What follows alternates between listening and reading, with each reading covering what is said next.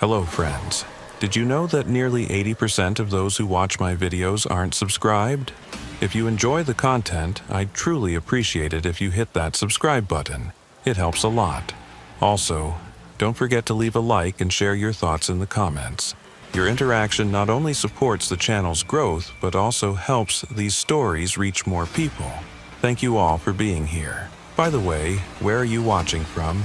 Let me know in the comments. I never wanted that house. First, you need to understand that. When my uncle died and left the house to me in his will, I tried to refuse it. But that's not how inheritance works. The lawyer informed me that I could sell the house, but I couldn't just refuse it and walk away. So, at the age of 32, I became the owner of a house I had only visited twice in my life. The place sat at the end of Mercer Road, about 40 minutes outside Eugene, Oregon. It wasn't falling apart or anything. My uncle had kept it maintained, even if he'd lived there alone for the last 15 years of his life. The property backed up against national forest land, miles and miles of it. When I was a kid, my mom told me Uncle David had moved out there because he liked his privacy. As an adult, I wondered if there was more to it than that. I moved in during early September. The plan was simple: live there for a few months, get it ready to sell, pocket whatever money I could, and move back to Sacramento. I was between jobs anyway, and my girlfriend had just broken up with me, so the timing actually worked out. My buddy Marcus helped me move my stuff in. He made jokes about the place being a serial killer's dream location. I didn't laugh. The house was bigger than I remembered. 3 bedrooms, though my uncle had apparently only used one. The other 2 were empty except for dust and cobwebs. The living room had this massive stone fireplace that looked like it hadn't been used in years. There was a small kitchen, a bathroom that desperately needed updating, and a basement I avoided thinking about. The whole place smelled like old wood and something else I couldn't quite identify. Not decay, exactly. Just age. Those first few weeks were quiet. I spent most of my time cleaning, sorting through my uncle's belongings, and trying to figure out what was worth keeping. He didn't have much. Clothes, some books, a lot of tools in the garage. There were boxes in the basement, but I kept putting off going through those. The basement had a dirt floor and made me uncomfortable in a way I couldn't explain. I talked to a few of the neighbors. Well, I say neighbors, but the nearest house was a quarter-mile down the road. There was an older couple, the Hendersons, who'd lived there for decades. They were nice enough. Mrs. Henderson brought me a casserole and told me how sorry she was about David. I asked her what he was like in his later years. She got this look on her face, like she was choosing her words carefully. He was a quiet man, she said. Kept to himself mostly. We'd see him at the general store sometimes, but he didn't talk much. I asked if he had many visitors. She said no, not that she knew of. Then she paused and added, "But that house is pretty far back. You can't see it from the road. Could have had people coming and going all the time, and we'd never know." October came, and with it, the rain. It rained almost every day, that steady Pacific Northwest drizzle that gets into your bones. The forest behind the house changed. The leaves turned brown and started falling, and suddenly I could see deeper into the woods than before. There was no fence, no clear property line, just my backyard gradually becoming forest. I'd stand at the kitchen window sometimes, looking out, and wonder how far you could walk back there before you hit something. A road, another house, civilization. Probably pretty far. I started hearing things at night. Not scary things necessarily. Just sounds I wasn't used to. Branches breaking. Animals moving through the underbrush. Once, I heard what sounded like a large animal, maybe a deer, running through the trees. The sound of its hooves hitting the ground was almost rhythmic. I'd lie in bed listening, telling myself it was just wildlife. This was the woods. Of course, there were animals. The first snowfall came in mid-November. I woke up one morning to find everything covered in about 3 inches of fresh powder. It was beautiful, actually. The forest looked like something from a postcard. I made coffee and stood on the back porch, just taking it in. That's when I noticed them. Footprints. They came from the tree line, crossed my backyard, and went right up to the back door. Then they turned around and went back into the forest. I stood there holding my coffee mug, staring at them.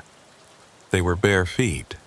You could see the toes, the arch, the heel. Someone had walked through the snow with no shoes on. My first thought was that it had to be some kind of animal track I was misidentifying. But the more I looked, the more clearly I could see they were human. Adult-sized, from the look of it.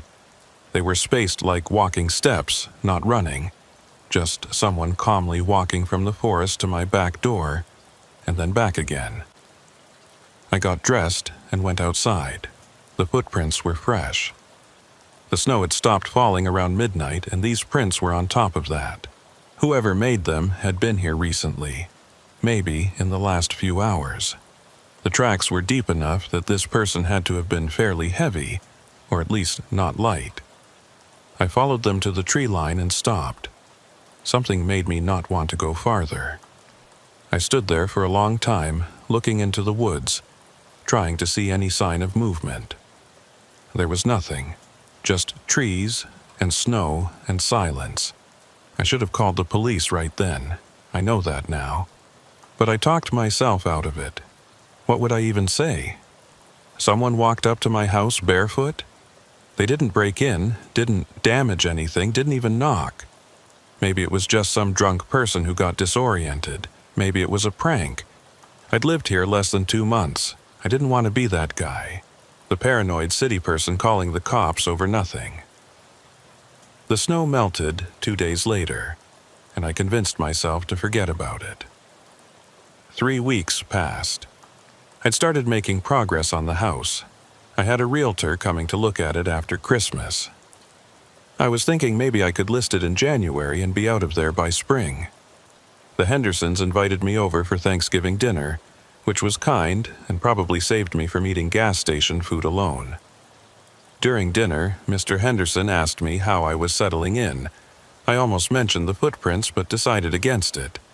Instead, I asked him if my uncle had ever said anything about people trespassing on the property. He shook his head. David was pretty private. If something like that bothered him, he wouldn't have mentioned it. Then, Mrs. Henderson added, though he did put up those motion lights a few years back, on the back of the house.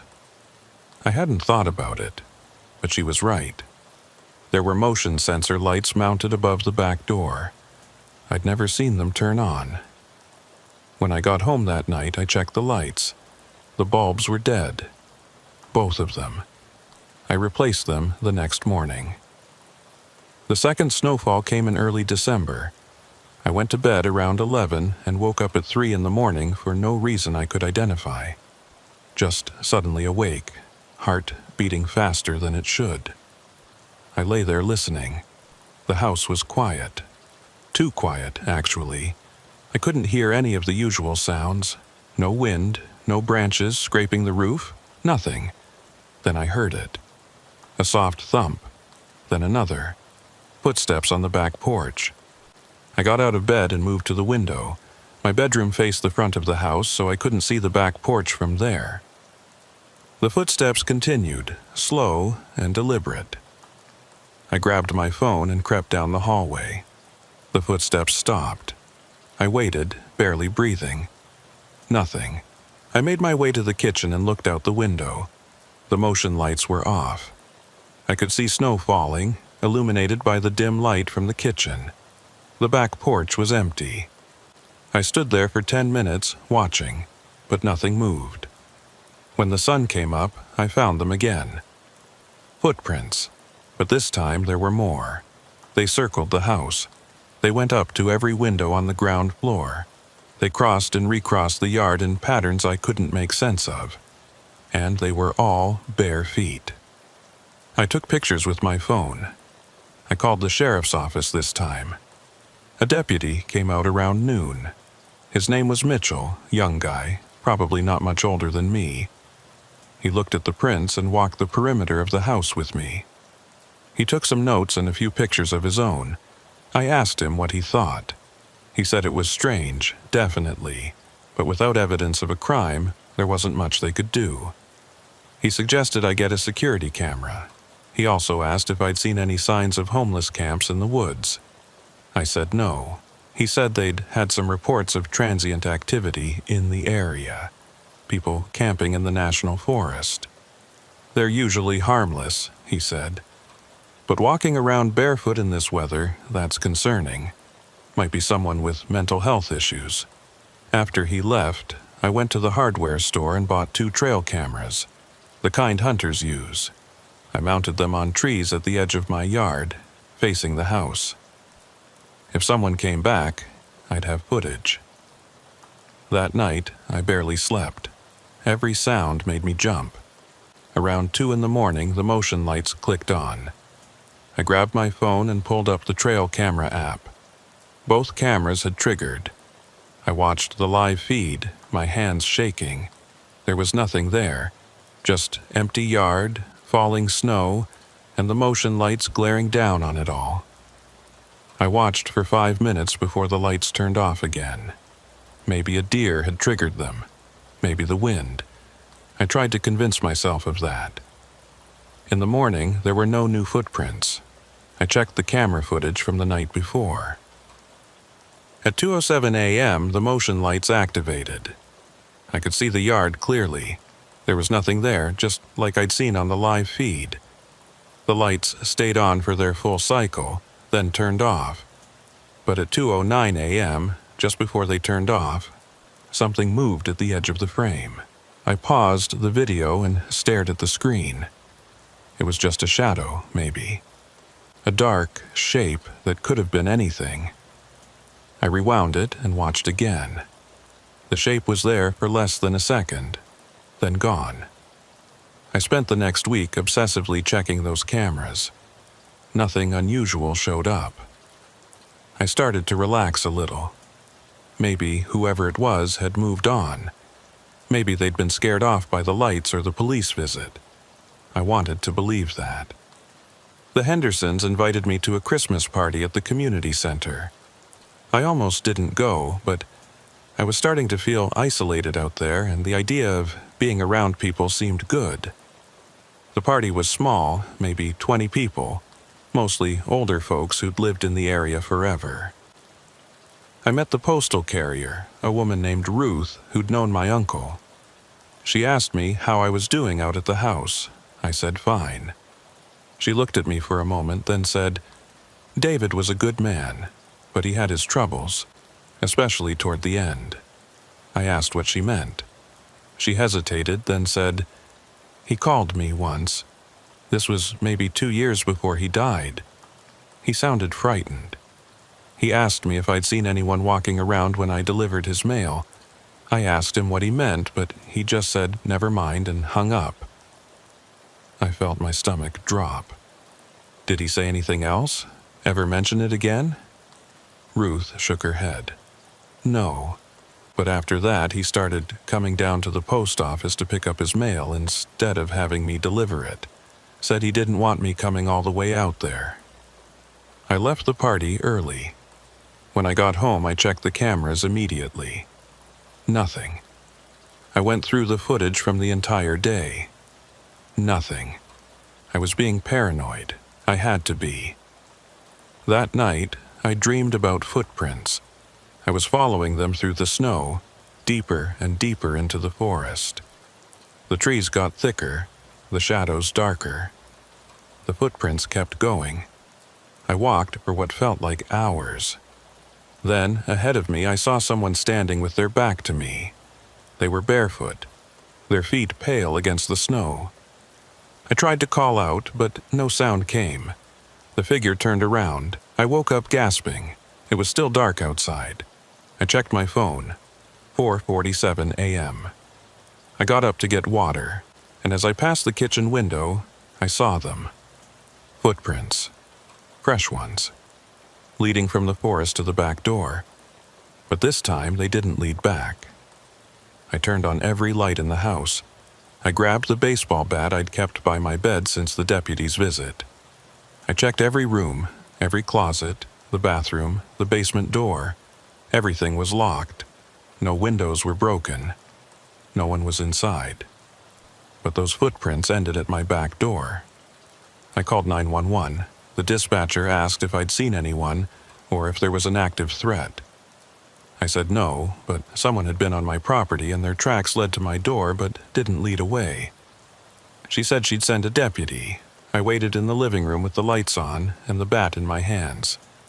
Deputy Mitchell showed up again, this time with another officer. They walked the property, checked the tracks, checked the house. They didn't find anyone.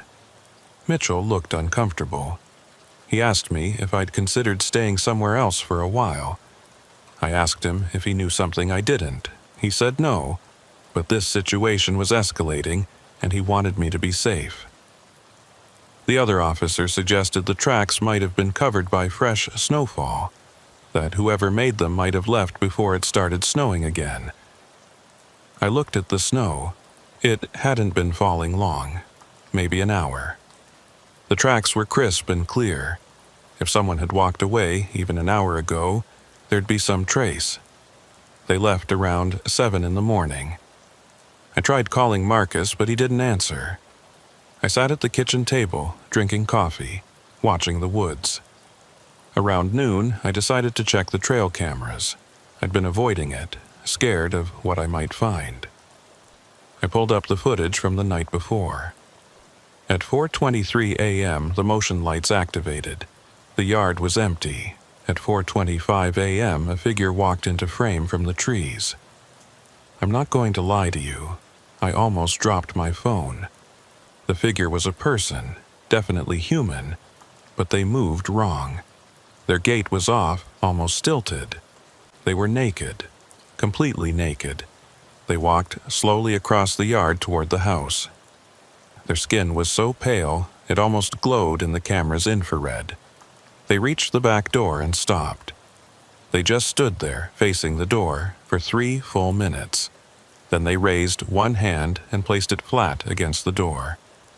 They stood like that for another minute. Then they walked backward, retracing their steps exactly until they disappeared into the trees. I watched the video 4 more times. Each time, my hands shook more. The way they moved backward, it wasn't normal. No one walks backward that smoothly, that perfectly. It was like watching a video in reverse. I packed a bag and left within an hour. I didn't know where I was going, but I couldn't stay there. I drove to a motel in Eugene and got a room. I called Marcus and finally reached him. I told him everything. He listened without interrupting. When I finished, he said, "You need to sell that place, now. Don't even go back." But I had to go back. All my stuff was there, my uncle's stuff.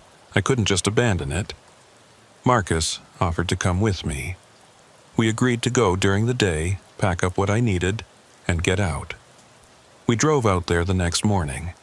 It was a bright, clear day. No snow falling, everything visible. The house looked normal in the daylight. Just a house. We went inside, and I started throwing things in boxes. Marcus helped me carry stuff to my car. We worked fast, barely talking. I was in the bedroom, packing clothes, when Marcus called from downstairs. His voice had an edge to it. I went down and found him in the kitchen, staring out the back window. "What?" I said. He pointed. There were footprints. Dozens of them. All over the yard, circling the house, going up to every window, crossing and recrossing in chaotic patterns. But that wasn't what made Marcus calm me down. There were smaller footprints too. Child-sized, also bare feet. We were out of there in 5 minutes. I didn't even grab everything I'd packed. We just got in the car and drove.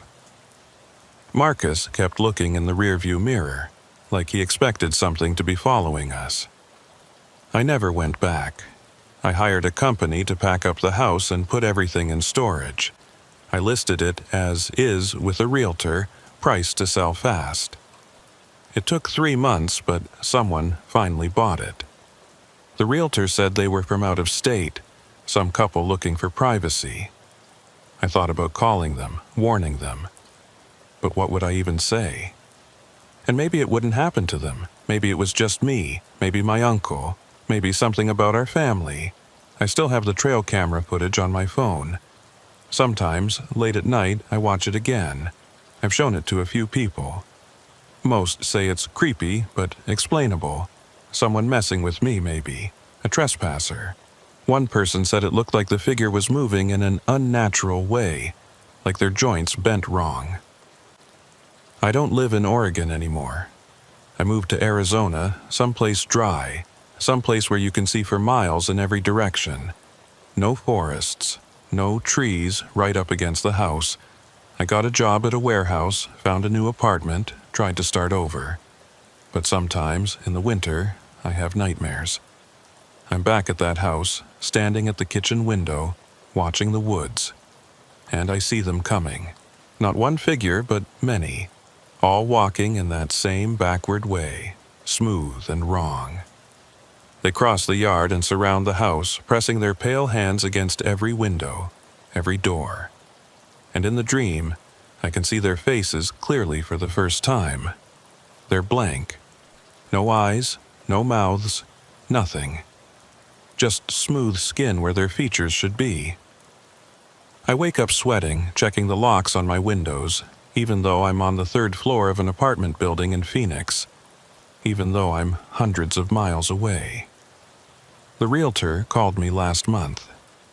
She said the couple who bought the house wanted to get in touch with me.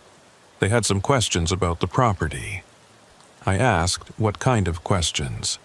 She said they wanted to know if I'd ever experienced anything unusual there. I told her no. I said everything was fine, normal, and I just needed a change of scenery. She said okay and didn't push it. I blocked her number after that. Last week, I got a letter. No return address, postmarked from Eugene. Inside was a single photograph. It showed the back of my uncle's house, my old house, covered in snow. There were footprints everywhere, hundreds of them. And standing at the tree line, barely visible in the shadow of the trees, were figures. I couldn't count how many. At least a dozen. They were all facing the house.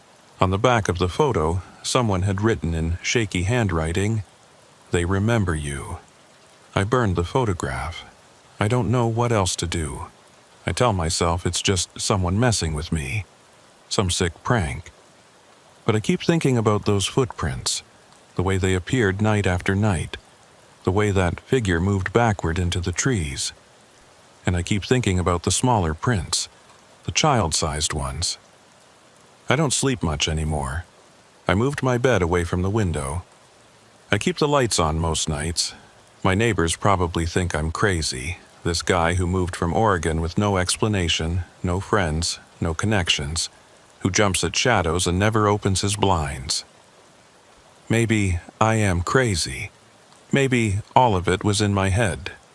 Some kind of breakdown after my uncle's death and my breakup and the isolation. That's what I want to believe.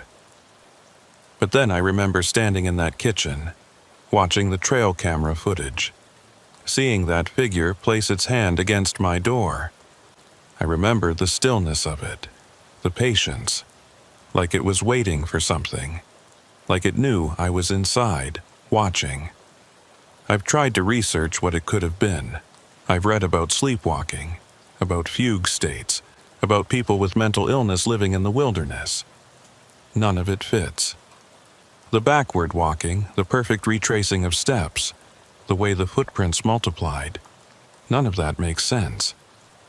I found one thing, though, a forum post from 2014, someone asking if anyone else had experienced visitors in the Oregon wilderness. The description was vague, but they mentioned footprints that appeared and disappeared, figures that moved wrong, a feeling of being watched from the trees. There were a few replies, mostly people saying it was probably just animals or homeless people. But one reply stood out. A username I don't remember, a post that's since been deleted. I only know because I screenshot it at the time. It said, "If they've found you, don't engage, don't acknowledge them, don't try to follow them, and whatever you do, don't let them inside. They don't want to hurt you. They want you to join them." Once you understand that, it's already too late. The post was from 6 years ago. I have no idea who wrote it or what happened to them. I wish I could tell you I found answers, that I figured out what was happening at that house, but I haven't. I don't know what those things were, or why they came to my uncle's property, or why they fixated on me during the short time I lived there. All I know is that sometimes, late at night, when I'm lying awake in my apartment, I think I hear them. Footsteps in the hallway outside my door. Slow, deliberate footsteps. They stop right outside my apartment. I hear them standing there, waiting. I never open the door. I never will. But every morning, when I leave for work, I check the hallway. I'm not sure what I'm looking for. Footprints, maybe, though the carpet wouldn't show them. Some sign that they were really there. I haven't found anything yet, but I keep checking. And that's the worst part, I think. The not knowing, the constant vigilance, the fear that's become part of my daily routine. I moved across the country, changed my life, tried to start fresh. But I don't think distance matters to them. I don't think it ever did. Last night I heard the footsteps again. But this time they didn't stop outside my door. I heard them continue down the hallway, slow and steady, until they faded away. This morning, I ran into my neighbor, an older man who lives 2 doors down. He looked exhausted. I asked if he was okay. He said he didn't sleep well, said he kept hearing someone walking around in the hallway, and when he looked through his peephole, he saw bare footprints on the carpet, wet and dark, leading down the hall. He asked me if I'd seen anything. I told him no. I lied. Because I know what's happening. I understand now. They didn't just find me. They followed me. And if they're here, in this building, in this city, hundreds of miles from that house, then nowhere is safe. The distance didn't matter. The locks don't matter. The lights don't matter. I'm writing this because I need someone to know what happened. If something happens to me, if I disappear, or if they find me dead, I want there to be a record. I want someone to understand that this was real. This is real. The footprints in the snow were just the beginning. What comes after is so much worse, and I think it's about to happen. Last night, I found a footprint outside my apartment door. Just one. Pressed into the carpet, wet and dark, the clear outline of bare toes and heel. It was facing my door. I'm not opening it. I'm not leaving. But I can hear them now, in the walls, moving through the building, slow and patient. Waiting. They're always waiting. And sooner or later, I'll have to open the door. I know that now. They know it too.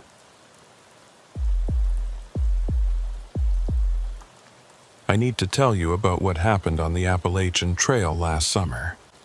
I've been putting this off for months now, but I can't keep it inside anymore. Every time I close my eyes, I'm back there, and I need someone else to know. I need someone to understand why I can't hike anymore. Why I can't even walk through the woods behind my apartment without my chest tightening. I'd been planning the trip for 2 years. A solo through hike of a 200-mile section in Virginia, starting at Rockfish Gap and ending at Pearisburg. I'm an experienced hiker, or I was. I'd done plenty of multi-day trips before, always solo. That's how I prefer it. No one to slow you down, no one to accommodate. Just you and the trail and the silence. There's something meditative about it, or there used to be. I started on June 15th. The weather was perfect, mid-70s, clear skies. I had everything planned down to the last detail. My pack was perfectly weighted, My supplies calculated for the 14 days I'd be out there. I'd done this route on paper 100 times, studied every shelter, every water source, every elevation change. The first 3 days were exactly what I'd hoped for. Long stretches of ridge walking with views that went on forever. The kind of solitude that makes you feel clean inside. I passed a few other hikers, exchanged the usual pleasantries, but mostly I was alone. That's what I wanted. On the 4th night, I camped about a quarter-mile off trail, near a creek. I prefer to set up away from the main shelters. Fewer people, less noise. I made dinner, filtered some water, and was in my sleeping bag by 9. The woods were quiet except for the usual sounds. Wind in the leaves, the creek gurgling, an owl somewhere in the distance. I woke up around 2 in the morning, needing to piss. I grabbed my headlamp and unzipped the tent. It was darker than dark, the kind of blackness you only get deep in the woods on a moonless night. I did my business about 20 feet from the tent and was heading back when my light caught something. There were fresh footprints in the soft dirt near my tent. Boot prints. Someone had walked right up to my tent while I was sleeping. I stood there scanning the trees with my headlamp, but the darkness swallowed the light after about 30 feet. I called out, asked if anyone was there. Nothing, just the creek and the wind. I checked my tent, nothing was disturbed. My pack was still outside where I'd left it, clipped to a tree. I checked inside, everything was there. I convinced myself it was another hiker who'd gotten lost, maybe seen my tent and checked to see if anyone was around before moving on. It happens, people get disoriented at night. I went back to sleep, though it took a while. The next morning, I examined the prints more carefully. They were large, probably a men's size 11 or 12. They came from the direction of the trail, circled my tent once, and then headed back toward the trail. Not toward it, exactly. More parallel to it, deeper into the woods. I thought about following them, but decided against it. I had my own route to stick to. I hiked hard that day, trying to make up some miles. The trail was challenging, lots of ups and downs, rocky sections that required focus. I stopped for lunch at a shelter around noon. There was a trail register there, a notebook where hikers can leave notes. I flipped through it while I ate. Most entries were the usual stuff. Trail names, dates, little jokes or comments about the terrain. Then I saw something that made me stop chewing. An entry from 2 days earlier. If you're hiking solo, watch your back. Someone's been following people, staying just out of sight.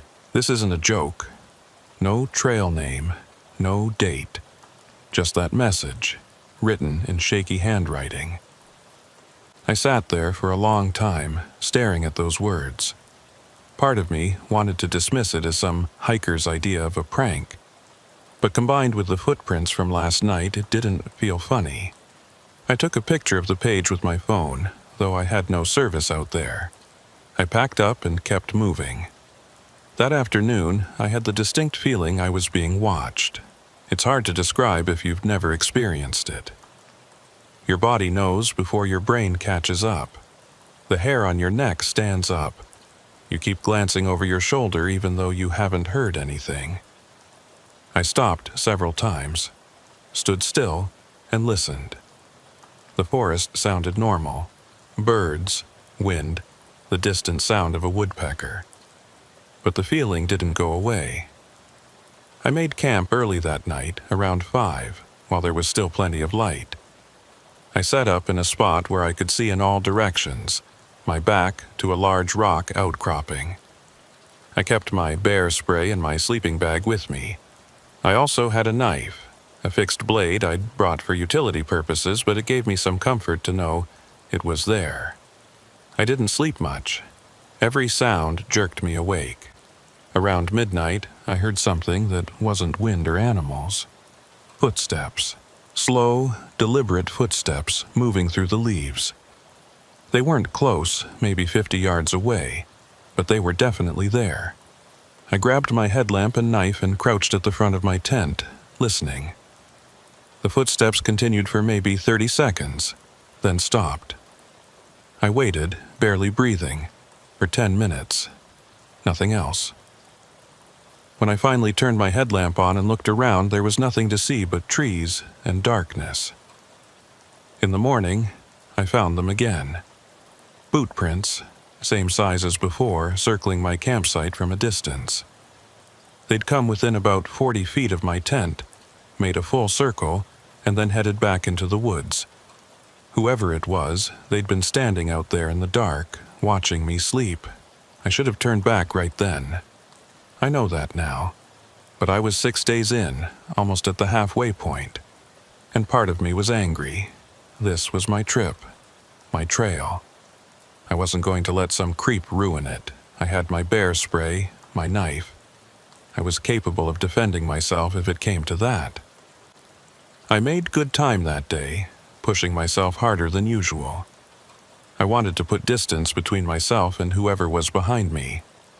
The trail took me up to McPhee Knob, one of the most photographed spots on the entire AT. The view was stunning, but I didn't enjoy it. I kept scanning the tree line, looking for movement. I passed a couple of section hikers heading the opposite direction. I almost asked them if they'd seen anyone suspicious, but I didn't want to sound paranoid. Instead, I just asked if they'd seen many other solo hikers. They said no, it had been pretty quiet. That should have reassured me, but it didn't. That night, I barely slept. I'd set up my tent in a thick grove of trees, hidden from the trail. If someone was following me, they'd have to work to find my camp. I lay awake, listening, my hand on the bear spray. Around 3 in the morning, I heard them again. Footsteps. Closer this time. Moving slowly through the undergrowth. I could hear branches breaking, leaves rustling. The steps would move, then stop, then move again. Like someone was searching. I stayed frozen in my tent, praying they wouldn't find me. The footsteps got closer. I could hear breathing now, heavy and labored. They were maybe 20 feet away, then 10. Then they stopped, right outside my tent. I could hear them standing there. I could hear their breath. For what felt like hours but was probably only a minute or two, neither of us moved. Then, slowly, the footsteps retreated. I listened to them move away until I couldn't hear them anymore. I packed up before dawn and started hiking in the dim pre-sunrise light. I didn't care about following the trail etiquette anymore. I just wanted to move. The sun came up, and I kept hiking. I didn't stop for breakfast, barely stopped to drink water. I needed to cover ground. Around noon, I came to a shelter. There were 2 other hikers there, a couple in their 50s. They looked at me and immediately asked if I was okay. I must have looked as rattled as I felt. I told them someone had been following me, circling my camps at night. The woman's face went pale. She said they'd experienced something similar 2 nights ago. Someone had walked around their tent in the middle of the night. They'd reported it to a ranger they'd pass the next day, but the ranger said without more information, there wasn't much they could do. The man offered to let me hike with them for a while, but they were going the opposite direction. I thanked them and moved on. Part of me regretted not accepting their offer even if it meant backtracking. But I was 8 days in now. Only 6 more to go.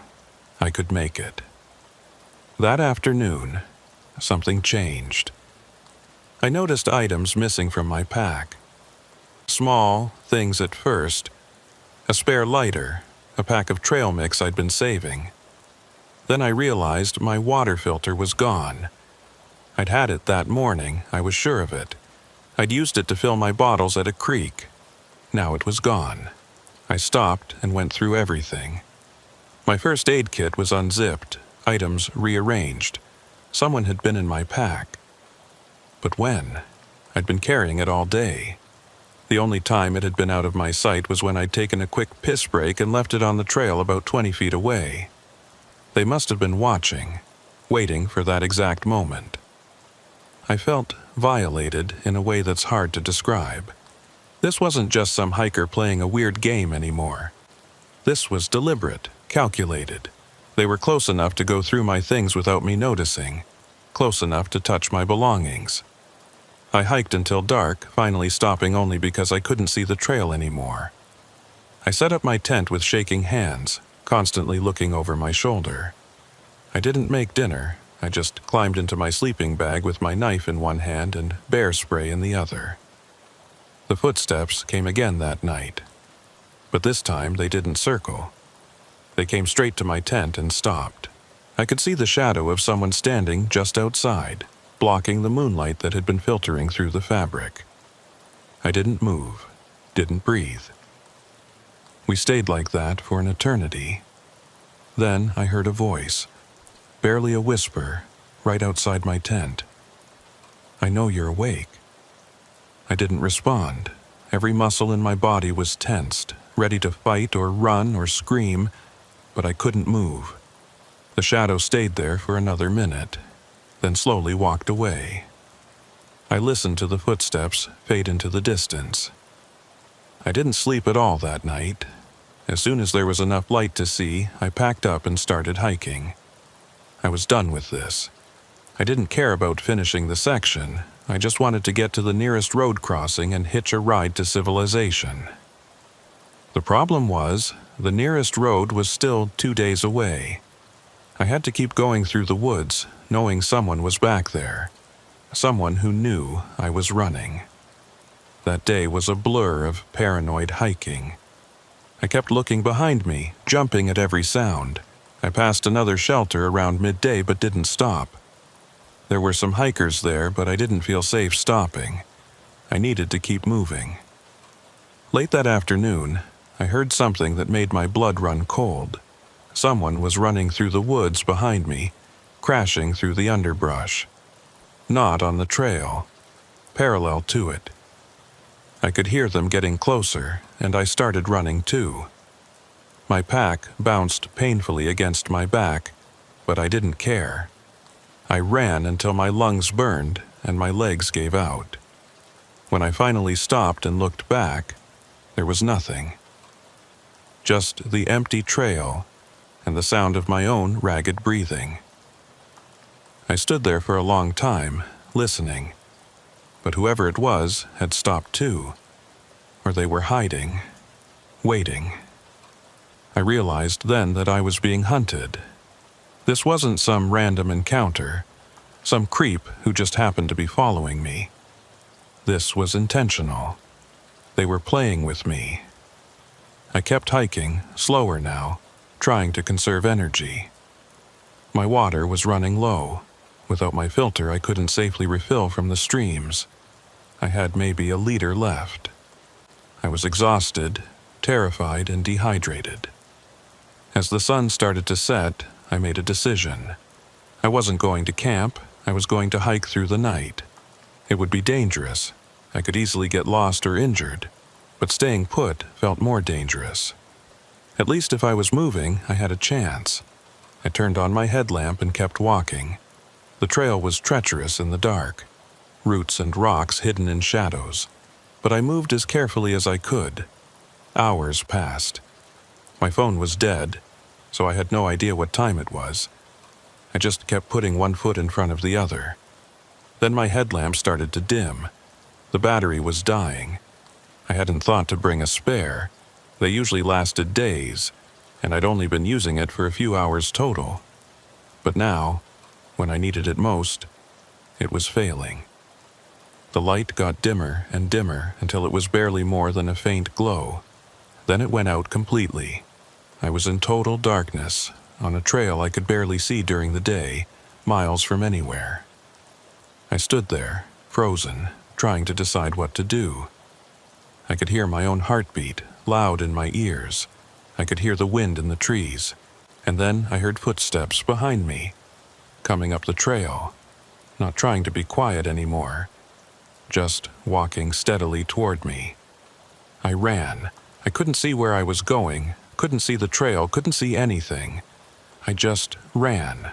my hands out in front of me, bouncing off trees, tripping over roots. I fell hard, my knee hitting a rock, pain shooting up my leg. I scrambled to my feet and kept going. Behind me, the footsteps continued, steady, unhurried. They knew I couldn't run forever. They were just waiting for me to exhaust myself. I don't know how long I ran. It felt like hours. Eventually, I burst out of the trees onto what felt like a wider path. Maybe a forest road. I couldn't tell. I kept running, and then I saw lights ahead. Actual lights, a house or a cabin or something. I ran toward it, sobbing with relief. As I got closer, I could see it was a ranger station. There was a truck parked outside. I pounded on the door, screaming for help. A ranger opened the door, a woman in her 40s looking alarmed. I collapsed on her doorstep, babbling about being followed, about someone in the woods. She helped me inside and called for backup. I sat there, wrapped in a blanket, shaking uncontrollably, while she made coffee and asked me questions. 2 more rangers showed up within an hour. They listened to my story, took notes, looked at each other with expressions I couldn't quite read. One of them asked if I'd actually seen the person following me. I said no, just heard them, saw their footprints. He asked if it was possible I'd been experiencing altitude sickness or dehydration-induced hallucinations. I insisted it was real. I'd heard them. They'd whispered outside my tent. They searched the area around the station but found nothing. No footprints, no signs of anyone. They offered to drive me to the nearest town, and I accepted immediately. I never wanted to see those woods again. Before we left, one of the rangers pulled me aside. He was an older guy, maybe 60, with the look of someone who'd spent his entire life in the mountains. He asked me where exactly I'd been camping. I told him the general area. He nodded slowly, then said, "You're not the first person to report something like this. We've had maybe 4 or 5 similar incidents over the past few years. Someone following hikers, circling their camps, going through their things. We've never caught anyone, never even found solid evidence it's happening." I asked him what he thought it was. He looked at me for a long moment, then said, "I think there's someone living out there, way back in the deep woods, and I think they've been doing it for a long time. But without catching them in the act, there's nothing we can do." That was 3 months ago. I haven't hiked since. I can't. Even thinking about it makes my chest tight. I sold all my gear, my pack, my tent, everything. I never want to see it again. But here's the thing I haven't told anyone else. When I got home and finally charged my phone, I found something in my photos, a picture I didn't take. It was taken on the trail, day 7, based on the timestamp. It showed me from behind, hiking with my pack. Someone had taken my phone, photographed me without my knowledge, and put it back. I zoomed in on the photo, and in the trees behind me, barely visible in the shadows, there's a figure. Just standing there, watching. I deleted the photo immediately. Then I sat on my bathroom floor and cried for the first time since I was a kid. I've tried to move on, tried to tell myself it's over. But sometimes, late at night, I wake up convinced I can hear footsteps outside my window. I live on the 3rd floor of an apartment building in the middle of the city. There's no logical reason for me to hear footsteps outside my window. But I hear them anyway. And sometimes, when I'm walking to my car after work, when it's just getting dark, I have this overwhelming sense that someone is following me. I'll look over my shoulder, and there's no one there. But the feeling doesn't go away. I've started seeing a therapist. She says I'm experiencing PTSD, that what happened on the trail was traumatic and my brain is still processing it. She's taught me breathing exercises, given me medication to help me sleep. It helps, mostly, but she can't explain the letter I received last week. It came in a regular envelope, no return address, postmarked from a small town in Virginia. Inside was a single piece of paper with a message written in the same shaky handwriting I'd seen in that trail register. You left before we could finish our hike together. Maybe next time. I showed it to the police, but they said without a direct threat, there wasn't much they could do. They suggested I document any further contact and consider getting a restraining order if I knew who was sending them. But I don't know. I have no idea who was in those woods with me. I've thought about going back, thought about trying to find answers. But every time I get close to making that decision, I remember standing in the dark, hearing those footsteps getting closer, hearing that whispered voice outside my tent. I remember the feeling of being hunted, and I know I can never go back there, not ever. My therapist says I need to reclaim my sense of safety, that I can't let this experience define me. She's right. I know she's right. But how do you reclaim safety when you know, really know, that there are people out there in the woods doing terrible things? When you know that all the civilization and rules and laws we've built only extend so far, and beyond that, there's just darkness and people who've chosen to live in it. I used to love hiking because it made me feel connected to something larger than myself. The wilderness felt pure, untainted by human complexity. Now I know better. The wilderness isn't pure, it's just empty, and empty spaces attract things that don't want to be found. I've started researching missing persons cases in the area where I was hiking. There are more than you'd think. People who set out on the trail and never came back. Most are eventually found. Accidents, medical emergencies, people who simply got lost and died of exposure. But some are never found. They just vanish into the woods, and after a while, people stop looking. I wonder how many of them were followed. How many of them felt what I felt, heard what I heard, and kept going because they thought they were being paranoid or because they were too stubborn to turn back. I wonder how many of them are still out there. Last night, I had a dream. I was back on the trail, hiking in broad daylight. The sun was shining, birds were singing, everything was beautiful. And then I realized my pack was gone. I turned around to look for it, and there was someone standing on the trail behind me. They were too far away to see clearly, just a silhouette against the trees. They raised one hand and waved, a slow, deliberate gesture. Then they turned and walked into the forest. In the dream, I followed them. I don't know why. I just started walking into the trees, off the trail, deeper into the woods. I walked for what felt like hours, but the figure was always just ahead of me, always just out of sight. And then I realized I was lost. I didn't know which direction the trail was. I didn't know which way was out. I woke up gasping, tangled in my sheets, my heart racing. It was 4 a.m. I got up, checked all my locks, checked all my windows, everything was secure. But I couldn't shake the feeling that something was wrong. I went to my living room window and looked out at the street below. It was empty, just parked cars and streetlights. Then I saw movement in the shadows between 2 buildings across the street. Someone stepped into the light for just a second, looked up at my window, and stepped back into darkness. I told myself I was seeing things, that my mind was playing tricks on me. I closed the blinds and went back to bed, but I didn't sleep. This morning, I found muddy boot prints on the stairs leading up to my apartment. They went up 3 flights and stopped at my door. Building security doesn't know who made them. The cameras in the stairwell have been broken for weeks. I'm writing this because I need to document what's happening. If something happens to me, I want there to be a record. I want someone to know that this started on the trail, but it didn't end there. Whoever was in those woods found me. I don't know how, and I don't know why, but they found me.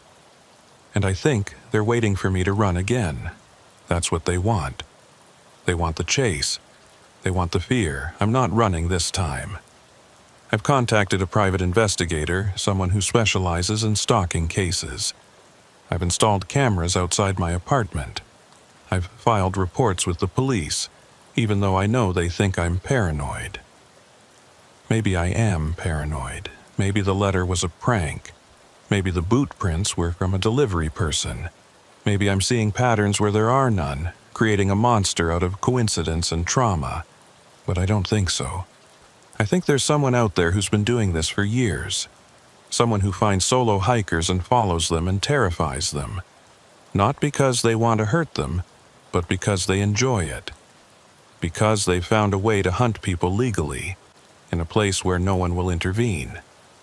And I think they're very, very good at it. The investigator I hired called me yesterday. He said he'd looked into similar cases and found a pattern. Over the past 8 years, there have been at least a dozen reports of hikers being followed on that section of the AT. None of the reports led to arrests. None of them even led to identification of a suspect. The rangers know about it, but without evidence, they can't do anything. He asked me if I wanted him to continue investigating. I said yes. He said it would be expensive, that he might not find anything, that I should prepare myself for the possibility that this person might never be caught. I said I understood, because the alternative is spending the rest of my life looking over my shoulder, jumping at shadows, wondering when they'll decide to stop playing and do something worse. I can't live like that. I won't. I'm writing this in case something happens to me, in case I disappear or turn up dead in some way that looks like an accident. I want there to be a record that this was happening. I want someone to know that I didn't just slip and fall or get lost in the woods or whatever explanation they come up with. Someone has been hunting me. And if you're reading this, they might still be. The investigator is supposed to call me today with an update. I'm sitting here staring at my phone, waiting. Outside my window, the street is busy with normal people doing normal things. Going to work, walking dogs, living lives uncomplicated by the knowledge that evil isn't always loud or obvious. Sometimes it's quiet. Sometimes it wears boots and walks through the woods and whispers outside your tent in the middle of the night. Sometimes it follows you home. My phone is ringing. It's him. I'm going to answer it now. I'll update this if I can. If I can't, then you'll know what happened. The call was strange. The investigator said he'd found something, but he wanted to meet in person to discuss it. He sounded worried in a way that made my stomach drop. We're meeting tomorrow at a coffee shop downtown. He said I should bring someone with me, that I shouldn't come alone. I don't know what he found, but I'm afraid I already know what he's going to tell me. This isn't over. It's never going to be over, not until one of us stops running.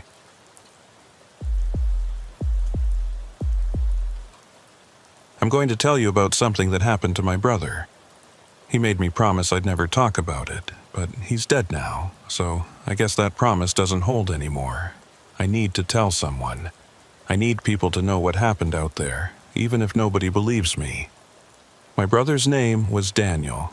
He was 5 years older than me, and for most of our lives, he was the one I looked up to. Strong, confident, the kind of guy who never seemed afraid of anything. After high school, he got into forestry work. Started as a basic crew member and worked his way up to timber cruiser. If you don't know what that is, it's the person who goes into the forest before a logging operation and surveys the area, marks trees, assesses terrain, that kind of thing. It's solitary work. You spend days or weeks out in the wilderness alone, and you have to be okay with that. Daniel was more than okay with it. He loved it. He'd call me sometimes from these remote locations, talking about the silence, the beauty, how being alone in the woods was the only time he felt truly at peace. I never understood it. I'm a city person, always have been, but I was happy he'd found something he loved. This story starts in October of 2017. Daniel had been assigned to survey a section of the Gifford-Pinchot National Forest in Washington.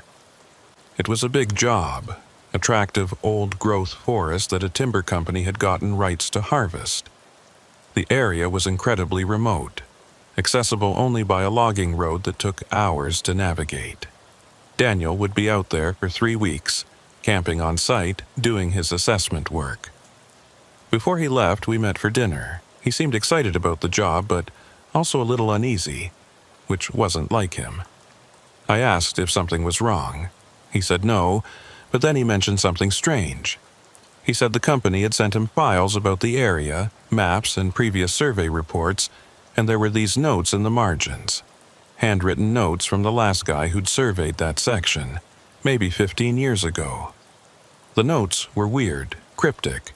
Things like, avoid the clearing, and don't work past sunset, and if you hear them, leave immediately.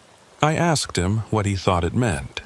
He laughed it off, said it was probably just some superstitious old logger trying to scare the next guy, but I could tell it bothered him.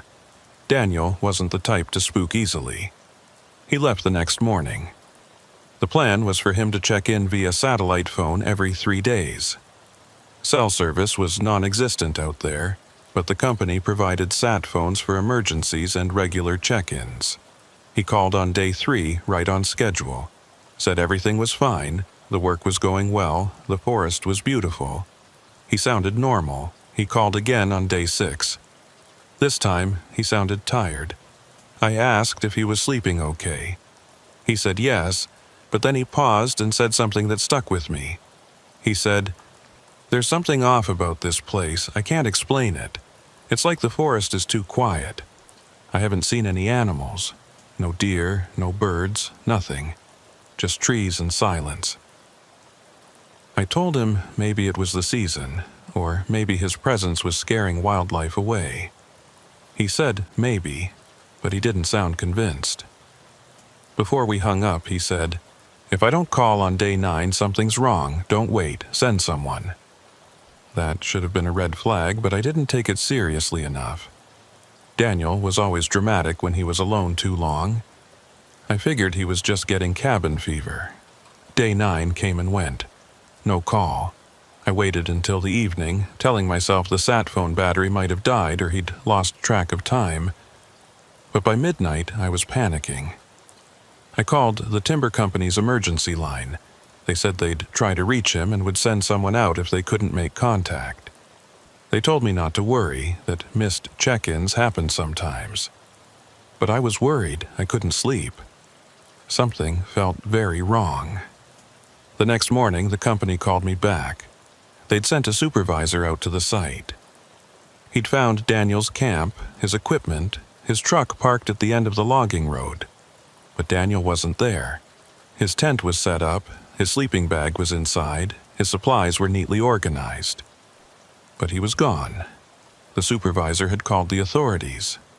Search and rescue was being organized. They asked me if Daniel had any reason to wander off, if he had a history of mental health issues, if there were any personal problems that might explain a disappearance. I said no to everything. Daniel was stable, responsible, experienced. He wouldn't just wander off. I drove up there immediately.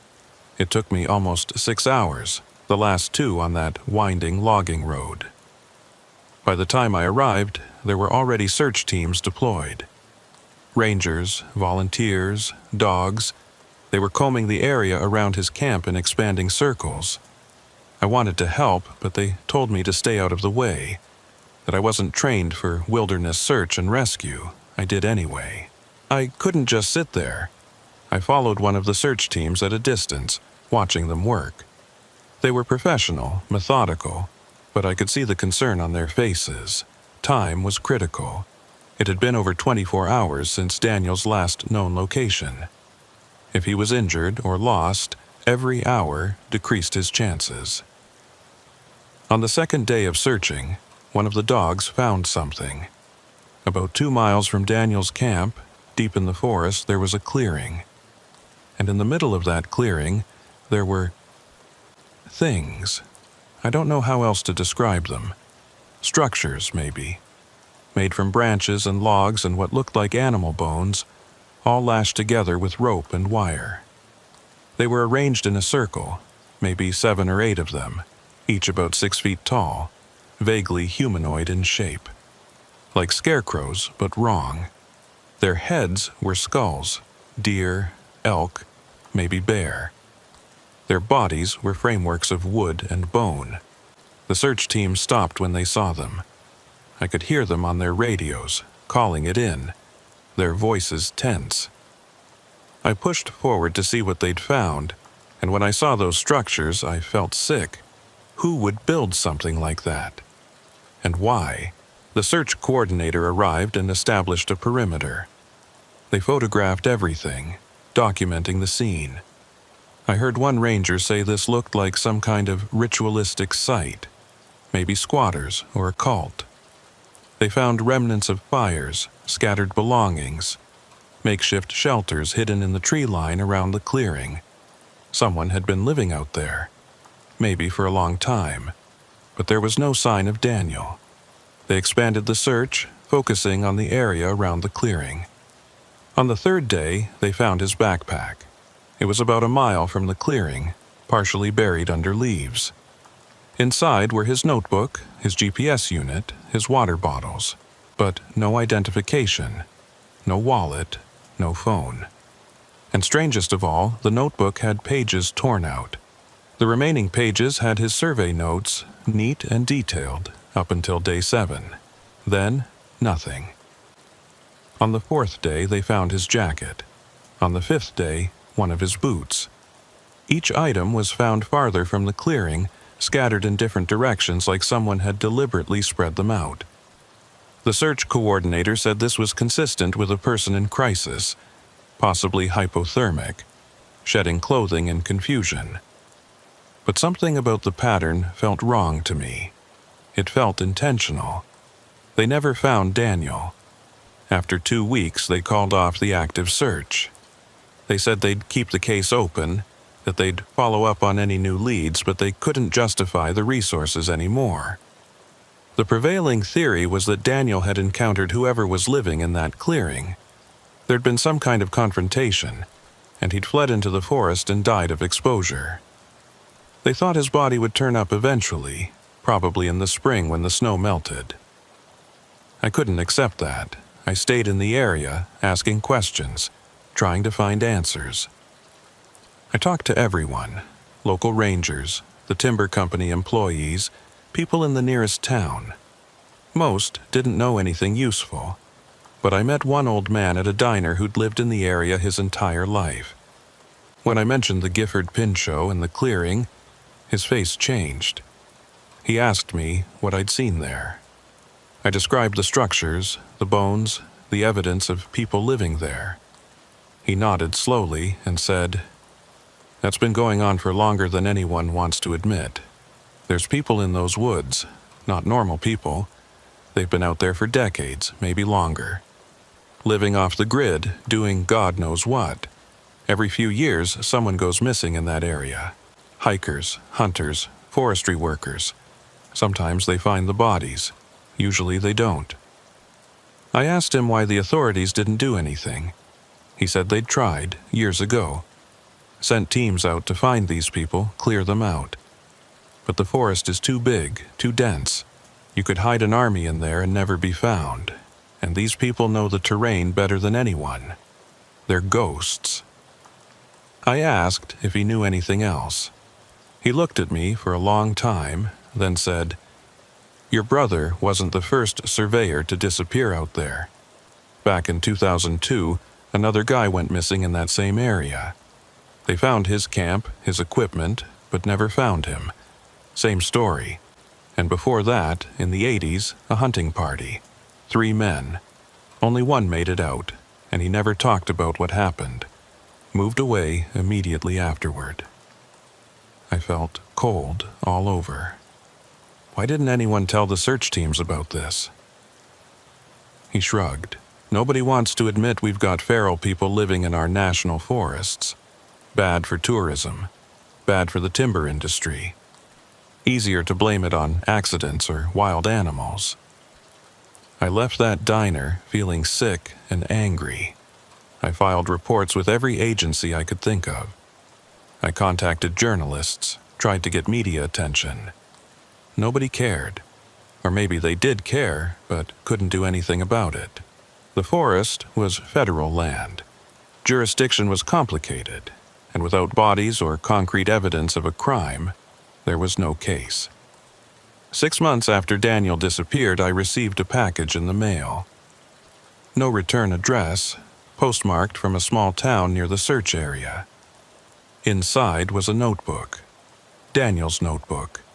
The one that had been in his backpack when they found it, except this was intact, with all the pages still there. My hands were shaking as I opened it. The first entries were normal. Survey notes, tree measurements, terrain descriptions. But then, around day 7, the entries changed. The handwriting got messier, more erratic. I'm going to transcribe some of them here exactly as Daniel wrote them. Day 7. Found something today.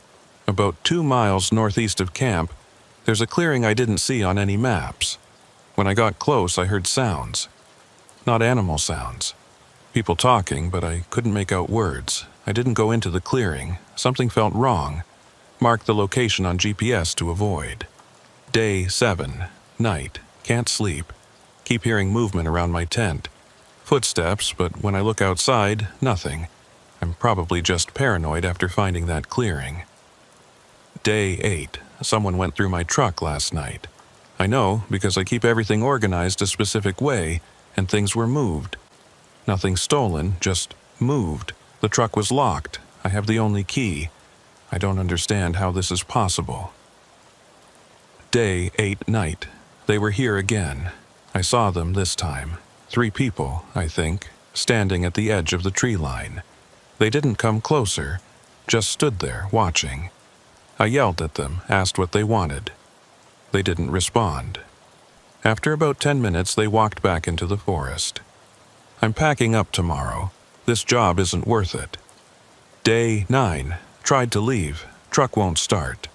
Battery is dead, but it was fine yesterday. I have a spare battery in the equipment bin. Going to replace it and get out of here. Day. Afternoon. Spare battery is gone. All my extra fuel is gone. My satellite phone is gone. Someone took them while I was working. I'm fucked. Nearest town is 30 miles by road. Maybe I can hike out, but it'll take days, and I don't have enough supplies. Day 9 evening. Found something worse. Behind my tent, arranged in a circle, are my missing items. The battery, the fuel cans, the sat phone. Everything I need to leave. But they're placed around this symbol drawn in the dirt. Looks like a crude spiral. This is a message. They're telling me they control whether I leave or not. Day 9 night. I can hear them all around the camp. They're not hiding anymore. I counted at least 6 distinct voices. Some sound normal, talking in English, but I can't understand what they're saying. Others sound wrong, like they're not quite human. I'm staying in my tent with my knife. If they try to come in, I'll defend myself. Day 10. They left me alone last night. When I woke up, the items were gone from the circle. I found them scattered in the forest, destroyed. Battery smashed, fuel cans punctured, sat phone crushed. They made sure I can't leave. I'm going to try hiking out anyway. I'll follow the logging road. Even if it takes a week, I have to try. That was the last entry. The rest of the pages were blank. I sat there holding that notebook, crying, trying to process what I'd read. Daniel had tried to leave. He'd known he was in danger. But they'd trapped him there, and then, what? What had they done to him? I took the notebook to the police. They said it was interesting but not proof of anything. Could have been written by anyone. Could have been a forgery. Without Daniel's body, without witnesses, without physical evidence linking anyone to a crime, their hands were tied. They suggested I contact the FBI since it involved federal land. I did. The FBI sent me a form letter thanking me for the information and saying they'd look into it. I never heard from them again. That was 3 years ago. I've spent those 3 years trying to find answers. trying to get someone to care. I've talked to families of other missing persons from that area. There are more than you'd think. Hikers, campers, forestry workers, all gone without a trace. Some of the families have received similar packages, belongings of their missing loved ones, sent anonymously months or years after the disappearance. We've formed a kind of support group, us families. We share information, theories, frustrations.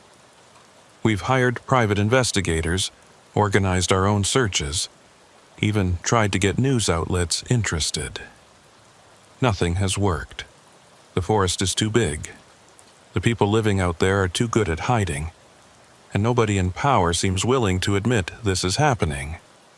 Last month, something changed. One of the families in our group received a letter. It was typed on an old typewriter, anonymous, like the packages. The letter said, "Your son walked into our territory. We gave him a chance to leave. He made the wrong choice. This is our home. Respect it or pay the price." We all received similar letters within days of each other. Different wording, but the same message.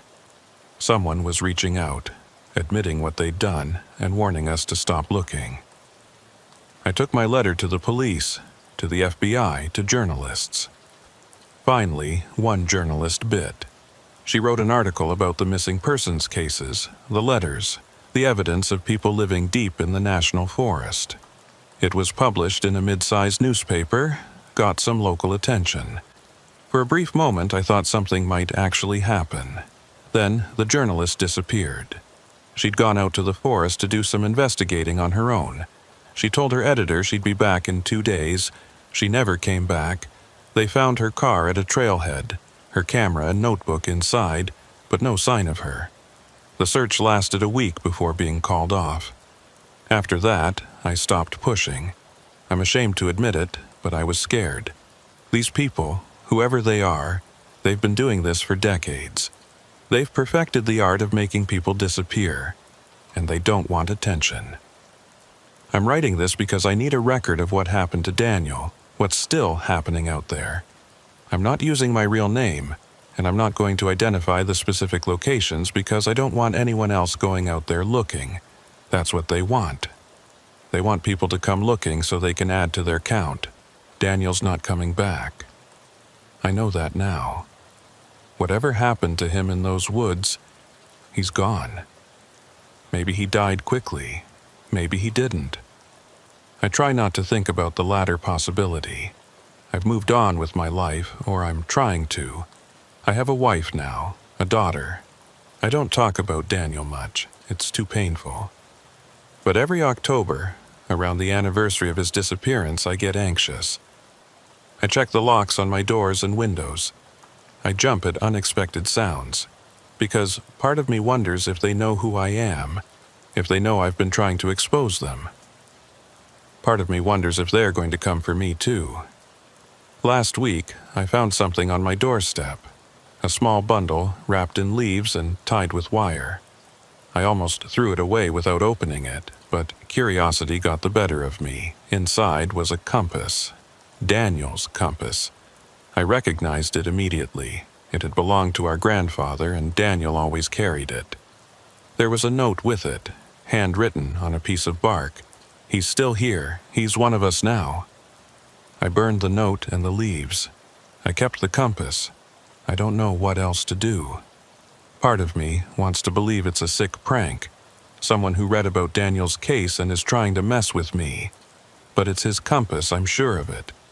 Which means someone out there has had it all this time. Someone who was there when Daniel disappeared. Someone who wanted me to know. I haven't told my wife about the package. I don't want to scare her, but I've started taking precautions. We have security cameras now. I vary my routine, take different routes to work, pay attention to whether anyone's following me. I probably seem paranoid. Maybe I am. But I remember what that old man at the diner said. These people are ghosts. They know the forest better than anyone. And if they want to find you, they will. I'm sharing this story because I want it documented somewhere by someone other than me. If something happens to me, if I disappear like Daniel did, I want people to know it wasn't random. I want them to know there's something in those woods, something that has been there for a long time, and it's not going away. To anyone reading this, if you're planning to hike or camp or work in remote areas of the Pacific Northwest, be careful. Pay attention to your instincts. If something feels wrong, leave. Don't try to be brave. Don't try to investigate. Just leave. And if you find strange structures in the woods, clearings that aren't on any maps, evidence of people living where people shouldn't be living, turn around. Don't go any further. Don't take pictures. Don't tell anyone what you found. Just leave and don't come back. I know that sounds like I'm giving in to them, like I'm letting them win. But this isn't about winning. This is about survival. Daniel didn't understand that until it was too late. He tried to be brave, tried to stand his ground, and it cost him everything. I'm not brave anymore. I'm a coward who locks his doors and checks his windows and jumps at shadows. But I'm alive. Daniel isn't. And if being a coward keeps me alive, keeps my family safe, then that's a price I'm willing to pay. I'll end this by saying what I should have said to Daniel before he left for that job. Be careful out there. The wilderness isn't empty, and the things living in it aren't always animals. Sometimes they're worse. Sometimes they're human. 3 days after I wrote everything above, I received another package. This one was different, heavier. When I opened it, I found a VHS tape and a small battery-powered VHS player. Who even uses VHS anymore? But clearly, someone does. I should have thrown it away. I should have taken it to the police. Instead, I waited until my wife and daughter were asleep, and I watched it. I'm going to describe what I saw, but I'm warning you. It's disturbing. If you don't want to know, stop reading now. The tape was poor quality, shot on an old camcorder, very grainy. It showed a clearing in the woods. I recognized it immediately from the descriptions the search teams had given me. The clearing where they'd found those structures. It was nighttime in the video. There was a fire in the center of the clearing, and around it were people. I counted maybe 10 or 12. They were dressed in mismatched clothing, dirt-stained and torn. Some wore animal skins. Their faces were wrong, not deformed exactly, but weathered and strange. Like they'd been living in the wilderness so long they'd stopped looking entirely human. And then I saw Daniel. He was sitting among them. At first I thought he was a prisoner, but he wasn't bound. He wasn't struggling. He was just sitting there next to the fire, and he was talking to them. I couldn't hear what anyone was saying. There was no audio, just the image. But the worst part was his face. He looked calm, almost peaceful. He was smiling. The video ran for about 10 minutes. It showed them eating, talking, moving around the clearing. Daniel moved with them like he belonged.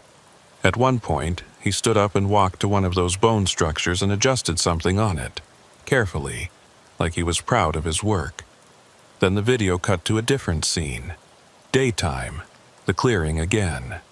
Daniel was there, but now he was dressed like the others, in torn clothes and animal skins. His hair was longer, unkempt. His face had changed, not physically, but the expression. He looked feral. He was helping them build something. Another structure, larger than the others. And as the camera panned out, I could see what they were building it from. Pieces of equipment, a truck battery, fuel cans, a satellite phone, Daniel's things. The video ended there, just cut to static. I sat in my living room, staring at the blank screen, feeling like I was going to throw up. That couldn't have been real. It had to be staged, manipulated somehow. They'd forced Daniel to participate, maybe drugged him. There was no way he'd willingly join those people. But the look on his face, the calmness, the smile, I don't know what to think anymore. I haven't told anyone about the tape. I can't. What would I even say? That I think my brother is alive, living with a group of feral people in the national forest, and he's happy there? Nobody would believe me. I don't even believe me. But I have the tape. It exists. It's real. I've watched it maybe 20 times since that night, trying to find evidence that it's fake, that Daniel was coerced, but I can't find it. Every time I watch, I see the same thing. My brother, my strong, confident, normal brother, living a life I can't comprehend. The note that came with the tape said, "He found what he was looking for. Peace. Silence home. Don't come looking for him. He doesn't want to be found." Part of me wants to go out there. Part of me wants to hike into those woods and find that clearing and see for myself if Daniel is really there. But I know what would happen. Either I wouldn't find anything, or I'd find something and never come back. So I'm staying here. I'm living my life. I'm being a husband and a father and pretending everything is normal.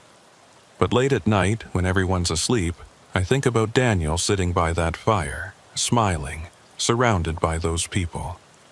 And I wonder if he's thinking about me. I wonder if he remembers who he used to be, or if he's forgotten everything, and that's why he looks so peaceful. The compass is sitting on my desk right now. I spin it sometimes, watching the needle swing back and forth. It doesn't point north anymore. I don't know if it's broken or if something's interfering with it, but it always seems to point in the same direction, northwest, toward the forest, toward Daniel. I'll never know the truth. I'll never know if he's really alive, if the video was real, if any of this makes sense. I'll spend the rest of my life wondering, and that might be the worst part. Not knowing is its own kind of torture. But maybe that's the point. Maybe that's what they want. For families like mine to be trapped in this limbo, never getting answers, never getting closure. Maybe that's their revenge for people encroaching on their territory, for trying to expose them. If that's their goal, it's working. I'm trapped. We all are. All the families who've lost someone in those woods. We're stuck in this nightmare, and there's no way out. So I'm documenting it. I'm writing it down and putting it out there, hoping someone will read it and understand. Hoping someone will care enough to do something. But I'm not holding my breath. The forest keeps its secrets, and the people living in it will make sure it stays that way. If you're reading this, and you're thinking about going into the wilderness, please be careful. Please pay attention. The woods aren't safe. They never were. And if you hear stories about missing persons, about strange clearings, about people living off the grid, don't dismiss them. Don't think it can't happen to you, because it can. It happened to Daniel. It could happen to anyone. The compass is still spinning on my desk. Still pointing northwest. Always northwest. Sometimes I think about following it. Just getting in my car and driving until I reach those woods, then hiking until I find that clearing, seeing for myself if Daniel is really there. But I won't. I can't, because I'm afraid of what I'll find. I'm afraid I'll find him, and he'll look at me with those calm eyes and that peaceful smile, and he'll tell me to leave. He'll tell me he's home. And I'll have to accept that I lost my brother. Not to violence or accident or tragedy, but to something worse. I'll have to accept that he chose this. That somewhere in those dark woods, he found something he was looking for. Something he needed more than family, more than civilization, more than the life he'd built. And maybe that's the most terrifying thing of all. Not that people can be taken, but that some people want to be.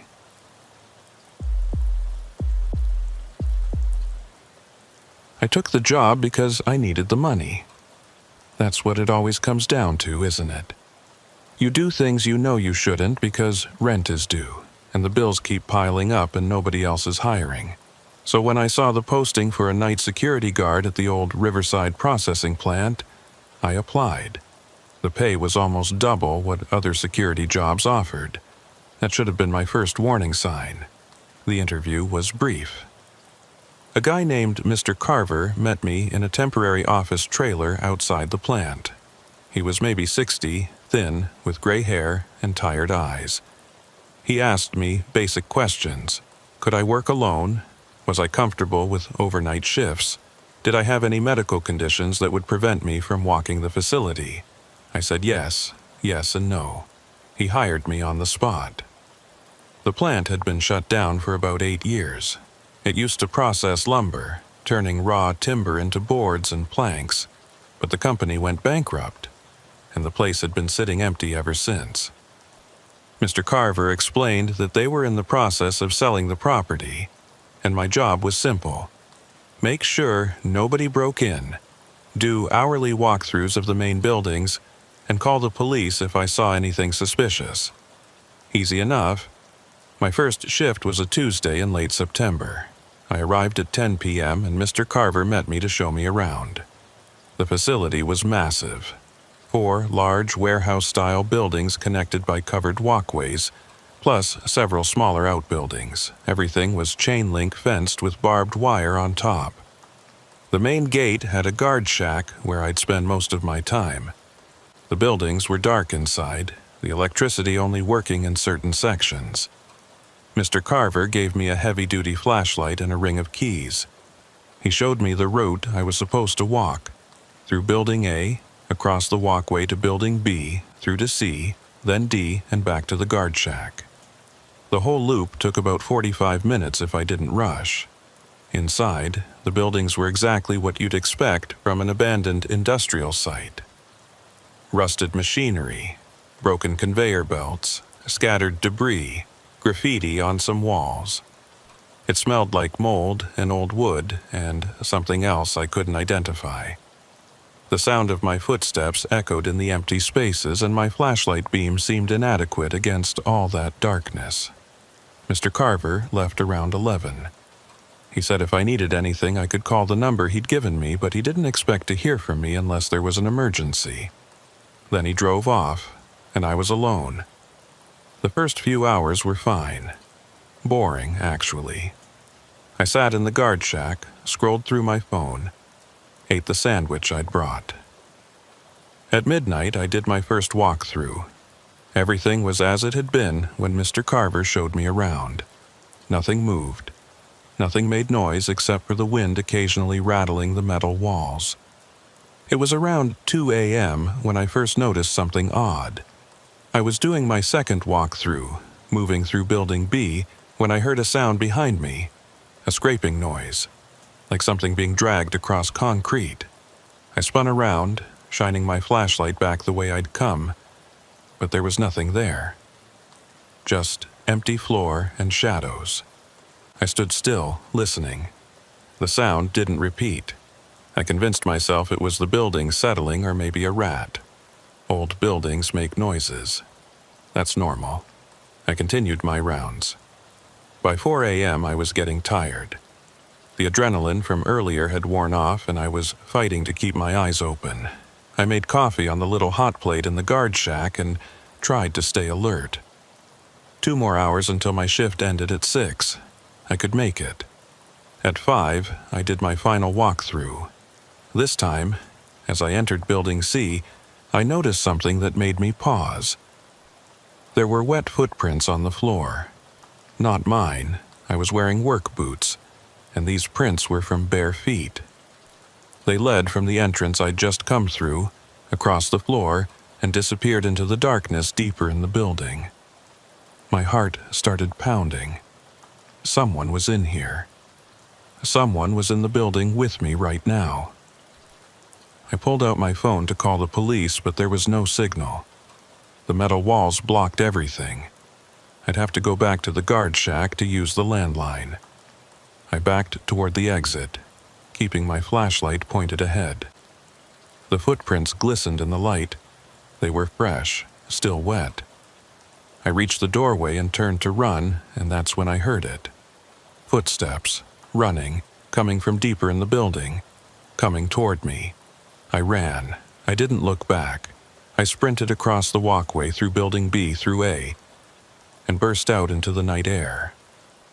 I didn't stop until I reached the guard shack. I locked myself inside and grabbed the phone, dialing 911 with shaking hands. The police arrived 20 minutes later. 2 officers. I explained what I'd seen and heard, and they searched the buildings with their own flashlights. They were gone for maybe half an hour. When they came back, they said they didn't find anyone. No footprints, no signs of intrusion, nothing. One of them suggested I might have seen condensation or old water stains. The other asked if I'd been drinking. I hadn't been drinking. I knew what I'd seen, but I couldn't prove it, and they weren't going to spend all night searching an empty plant. They told me to call if I saw anything else and left. I spent the last hour of my shift in the guard shack with the door locked, staring at the buildings through the window. I didn't do any more walkthroughs. When 6 a.m. came and the day shift guard arrived, an older guy named Pete, I told him everything. He nodded like he'd heard it all before and said, "Yeah, this place does that. You get used to it." I asked him what he meant. He just shrugged and said, "Old buildings. They play tricks on you." I went home and slept until the afternoon. When I woke up, I thought about not going back. But I needed the money, and maybe Pete was right. Maybe I'd just psyched myself out on my first night. Old buildings do make weird noises. Maybe the footprints had been there all along and I just hadn't noticed them earlier. My second shift was Wednesday night. I arrived at 10, relieved Pete from his day shift, and settled into the guard shack. I'd brought more coffee this time, and a book to help pass the time. I was determined to treat this like any other boring security job. At midnight, I did my first walkthrough. I moved quickly but thoroughly, checking doors and windows like I was supposed to. In Building C, I looked for those footprints. They weren't there. The floor was dry, dusty, undisturbed. See, I'd been imagining things. 2 a.m., second walkthrough. Everything normal. I was starting to relax. 4 a.m., third walkthrough. I was in Building D when I heard it. A voice, faint, echoing through the empty space. It sounded like someone talking, but I couldn't make out words. I stopped walking and listened. The voice continued, rising and falling like conversation, but still too distant to understand. I turned off my flashlight and waited for my eyes to adjust to the darkness. There, in the far corner of the building, I could see a faint glow, like candlelight or a small fire, and silhouettes, people moving around it. I should have left. I should have gone straight to the guard shack and called the police, but I was angry. These people were trespassing, making me think I was crazy. I wanted to confront them. I moved closer, trying to stay quiet. As I got nearer, I could see them more clearly. There were 3 figures sitting in a circle around what looked like a camping lantern. They were wearing heavy coats despite the mild weather. I couldn't see their faces. I was about 30 feet away when one of them turned and looked directly at me.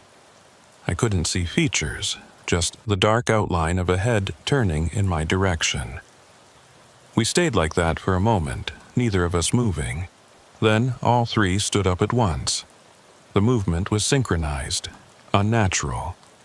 They didn't say anything, didn't make any sound. They just stood there, facing me. I turned on my flashlight and pointed it at them. The beam illuminated empty space. They were gone. The lantern was gone. There was nothing there but dusty concrete and old machinery. I backed away slowly, then turned and walked quickly toward the exit. I didn't run. I refused to run, but I moved as fast as I could without breaking into a sprint. Behind me, I heard footsteps. Multiple sets, keeping pace with me. When I sped up, they sped up. When I slowed down, they slowed down.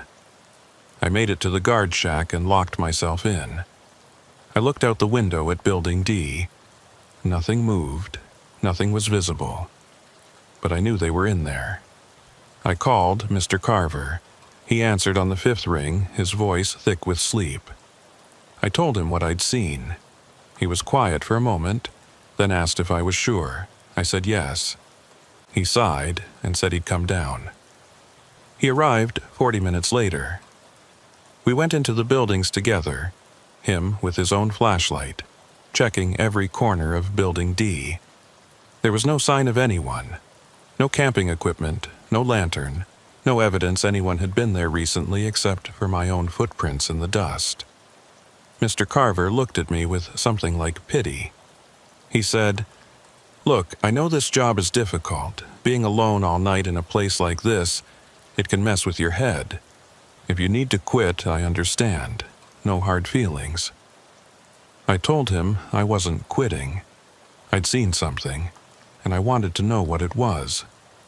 He nodded slowly and said, "Okay, but maybe don't go into the buildings anymore. Just watch from the guard shack.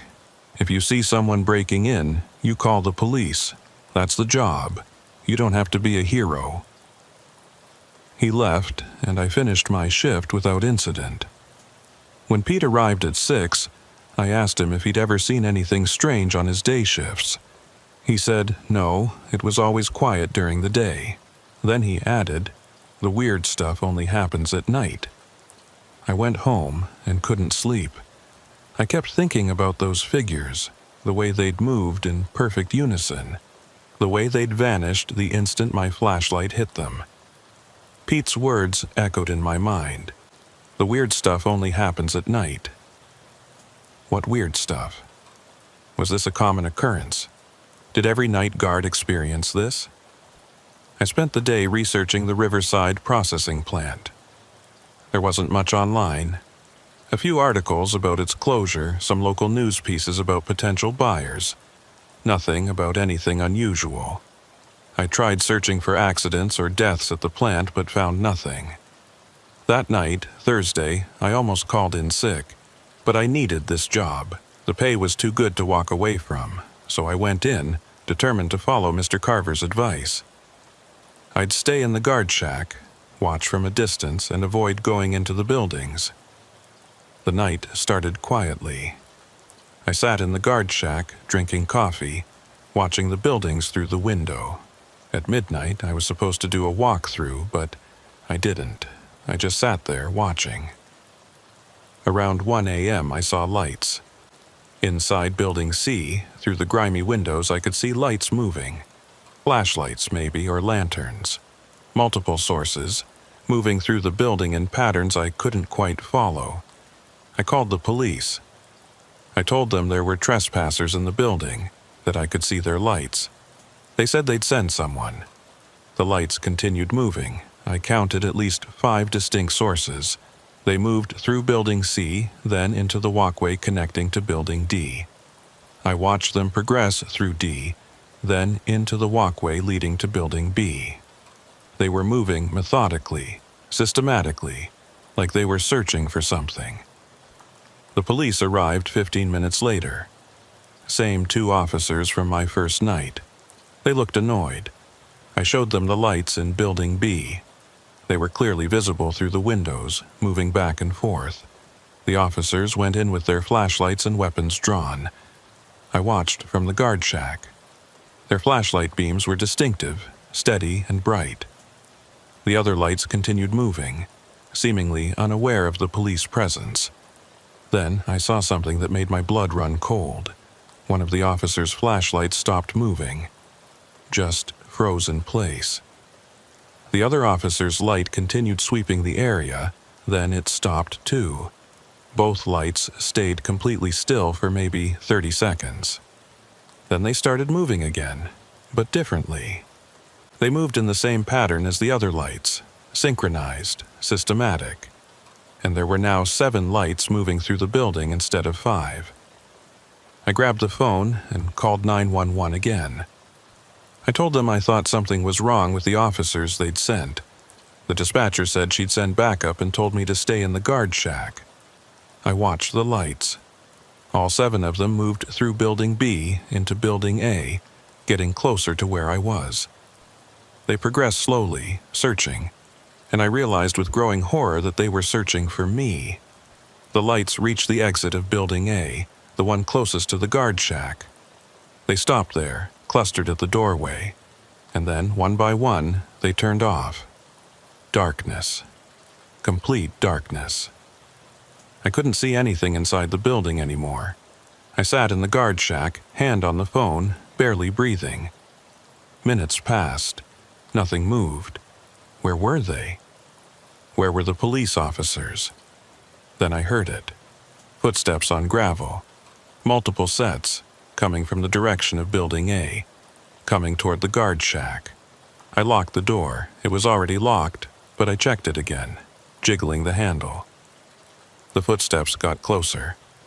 I could hear them clearly now, crunching on the gravel, steady and unhurried. They reached the guard shack. I couldn't see anyone.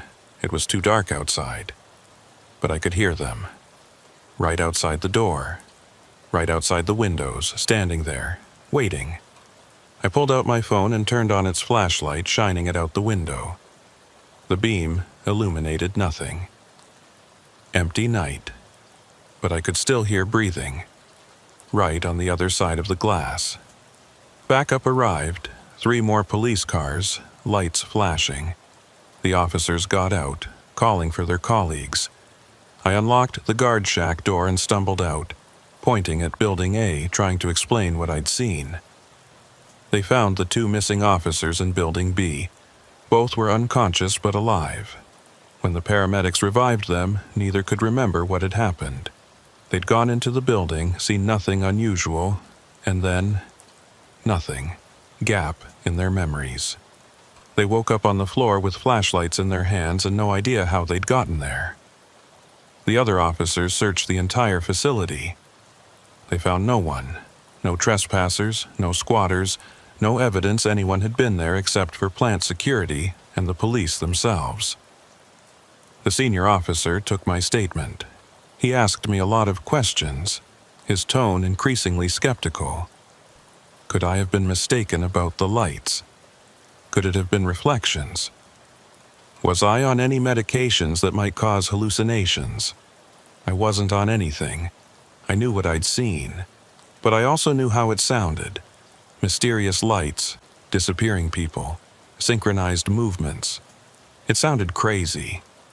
They suggested I take the rest of the night off. Mr. Carver was called, again, and he came down to relieve me. When he arrived, he looked exhausted and angry. He took me aside and said, "I think you should take a few days off. Paid leave. Give yourself a break from this place." I asked him what was really going on. What was in those buildings? He looked at me for a long moment, then said, "Nothing. There's nothing in those buildings. You're just stressed, overworked, seeing things that aren't there. A few days off will help." But his eyes told a different story. He knew something. He knew exactly what was happening and he wasn't going to tell me. I went home. I didn't sleep. I spent the day researching everything I could find about Riverside Processing Plant. I dug deeper, looking for old newspaper archives, accident reports, anything. And I found something. In '97, there'd been an accident at the plant. A night shift supervisor and 4 workers had been killed when a piece of machinery malfunctioned. The details were sparse, but the article mentioned that the accident had occurred around 2 a.m. The bodies had been found by the day shift, arranged in a circle in Building D, arranged in a circle. I found more articles. The plant had had a high rate of accidents. Injuries, near misses, 2 other deaths in the years before the big accident in '97. Workers had complained about unsafe conditions, but the company had done nothing. After the accident that killed 5 people, there'd been investigations, lawsuits, eventually bankruptcy. I found one more thing. An interview with a former day shift worker published in a local paper in 2005. He talked about the accident, about the friends he'd lost, and at the end of the article, he said something that stayed with me. That plant was cursed, Everyone who worked there knew it. Strange things happened on the night shifts. People saw things, heard things, but management didn't care. They just kept pushing production, kept working people overnight even though everyone was scared. And then people died, and the company acted surprised. I thought about the footprints, the voices, the lights, the figures standing in a circle, always at night, always the same patterns. I called Mr. Carver. I told him I knew about the '97 accident. There was a long silence. Then he said, "You need to forget about that. It's ancient history. It has nothing to do with your job." I asked him how many night guards he'd gone through, how many people had quit because of what they experienced in those buildings. He didn't answer. He just said, "I need someone reliable. Someone who can handle a quiet night shift without causing problems. If that's not you, I understand." I asked him what happened to the last night guard. He said the guy had quit after 2 weeks, no explanation. And the one before that had lasted less than a week. I told him I'd think about it and hung up. I should quit, I know I should, but the money is so good, and I need it so desperately. And part of me is angry. These things, whatever they are, they're just trying to scare people away. They haven't actually hurt anyone since 1997. The police officers were fine, just unconscious for a bit. Maybe I can learn to coexist with whatever is in those buildings. Maybe I can just do the job, ignore the weird stuff, and collect my paycheck. Mr. Carver called me today. He asked if I was ready to come back. I said yes. He sounded relieved. My next shift is tonight, Friday. I'm writing this now before I go in because I want a record, just in case. I've thought about what I'm going to do differently. I'm not going into the buildings anymore. I'm staying in the guard shack. If I see lights, I'm not calling the police. They can't help anyway. I'm just going to sit quietly and wait for my shift to end. I've also brought something with me. I found it in my research. An old worker's badge from the Riverside processing plant. I bought it on eBay from someone selling industrial memorabilia. It belonged to one of the guys who died in '97. Robert Chen, his name was. Equipment operator, night shift. I don't know why, but I feel like having it might help. Like, maybe if they see I'm not a threat, if they understand I know what happened to them, they'll leave me alone. It's almost 10 p.m. I need to go. If you're reading this, and I don't update it, something went wrong. Tell people what happened at Riverside Processing Plant. Tell them about the accident in 1987. Tell them that some places hold on to their dead, and those dead don't rest quietly. I'm going in now. I'm updating this from my car. It's 3 a.m. I left the guard shack. I had to get out of there. Things started normal. I arrived at 10, settled into the guard shack, made coffee.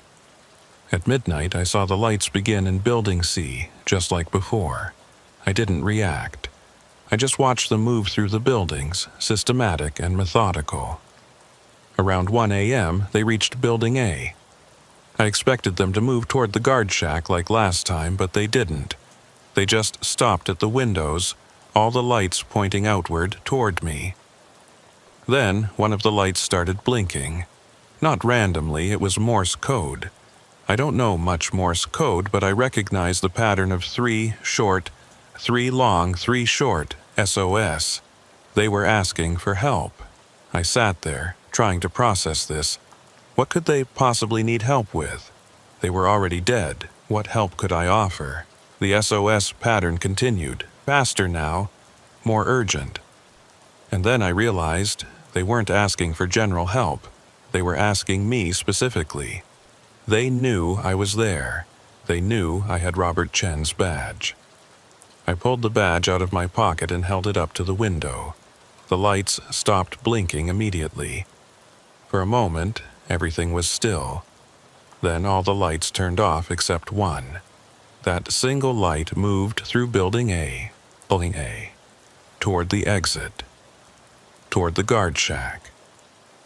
It moved slowly, deliberately, and I knew whoever was carrying it wanted me to follow. This is the part where I should have stayed put, but I didn't. I grabbed my flashlight and stepped outside. The single light waited at the door of Building A. When I started walking toward it, it moved inside. I followed it through the building, through the walkway into Building B, then into C. The light stayed about 20 feet ahead of me, always visible, leading me deeper into the plant. We passed through C into D, and that's when I saw them. They were standing in a circle in the center of the building. 5 figures, holding lights. Not flashlights, but old-fashioned lanterns like workers would have used in the 90s. They wore work clothes, hard hats, safety gear. And when they turned to look at me, I could see their faces. They looked normal. Tired, worried, but normal. One of them, an Asian man in his 40s, stepped forward. I knew immediately it was Robert Chen, the badge owner. He didn't speak. None of them did. But he pointed at something on the floor in the center of their circle. I moved closer, shining my flashlight down. There was a trapdoor. Old, metal, covered in rust and dirt. It had a heavy padlock on it. Robert pointed at the lock, then at me. A clear message. Open it. I knelt down and examined the lock. It was old, but solid. I asked them why they needed it opened. Robert just kept pointing, more insistent now. I didn't have bolt cutters or anything that could break a lock, but the other figures moved to the sides of the room and started pulling things from the shadows. Tools, equipment, things that must have been there all along, invisible in the darkness. One of them handed me a heavy pipe wrench. I wedged the wrench into the lock's shackle and pulled. The lock was rusted, weakened by years of neglect. After a few attempts, it snapped. I pulled it free and lifted the trap door. The smell that came out was awful. Decay, rot, something chemical. I covered my nose and peered down with my flashlight. There was a ladder leading down into darkness, and at the bottom, maybe 15 feet down, I could see something reflecting the light. Something white. Bones. Human bones. Multiple skeletons piled together. I stepped back, my heart racing. Robert moved next to me and looked down into the hole. Then he looked at me. Even though his face was expressionless, I understood what he was showing me. This wasn't just an accident in 1997. This was murder. These people had been killed, maybe by the machinery malfunction, maybe by something else, and then their bodies had been hidden down there. And there were more bodies than just the 5 who'd officially died. How many more, I couldn't tell. I asked Robert what he wanted me to do. He pointed at me, then at the trap door, then made a phone gesture. Tell people. That's what he wanted. Tell people what was down there. I nodded. I told him I would. I'd call the police. I'd tell them everything. I'd make sure people knew. Robert and the others looked at each other. Some kind of silent communication passed between them. Then, one by one, their lights went out. Robert's went out last, and before it did, he nodded at me once. Thanks. Then I was alone in the darkness. I ran back to the guard shack, grabbed the phone, and called 911. I told them I'd found human remains at the Riverside processing plant. The dispatcher asked questions. Was I sure? How many bodies? Was I in danger? And I answered as best I could. They said they'd send officers immediately. I'm waiting in my car now. The police have been here for an hour, and more keep arriving. They've got the fire department here too, and some kind of forensics team. They've been down in that hole, bringing up bones, taking photographs, treating the whole area as a crime scene. An investigator came to talk to me. I told him everything. Well, almost everything. I told him I'd been doing my rounds and noticed the trap door, got curious, broke the lock, and found the remains. I didn't mention the figures or the lights or Robert Chen leading me there. They'd never believe that part. He asked me if I'd touched anything else. I said no, just the lock. He asked me why I was working at the plant alone. I explained it was my job, that I was hired as night security. He looked confused and said he'd need to talk to my employer. It's almost dawn now. They're still working the scene. Someone told me they've found at least 8 sets of remains so far, possibly more. Some have been there for decades. The investigator came back. He said they've been trying to reach Mr. Carver, but he's not answering his phone. They went to his office trailer, but it's empty, cleaned out, like he was never there. I gave them all his contact information, but I think we both know they're not going to find him. Whoever Mr. Carver was, whatever his role in this was, he's gone now. The sun's coming up. The police are telling me I can go home, that they'll need a formal statement later, but I'm free to leave. I'm going to drive away from here and never come back. I don't know what happened at Riverside Processing Plant. Not the full story, but I know that people died there, more than 5, more than anyone knew about, and their bodies were hidden. And I know that whatever remained of those people stayed in those buildings, trapped, trying to get someone's attention, trying to get someone to find what was hidden. They're free now. The trapdoor is open. Their remains have been found. Maybe that's all they needed. I hope so. I hope I never see those lights again. It's been 3 weeks since that night. The news has been covering the story. Mass grave discovered at abandoned plant, and historic factory yields dark secrets. The remains of 14 people were found in that underground space. Some had been there since the 1980s. The police are still trying to identify all of them and determine what happened. Mr. Carver has disappeared. No one can find him. The company that hired me doesn't seem to exist. The phone number he gave me is disconnected. The office trailer is gone. It's like he was never real. I've been interviewed multiple times. My story never changes because it's the truth, or at least the part of it I can tell. I found the trap door, I opened it, I called the police. Simple. But at night, when I'm trying to sleep, I think about those figures standing in a circle. I think about Robert Chen and the way he looked at me, the gratitude in his eyes.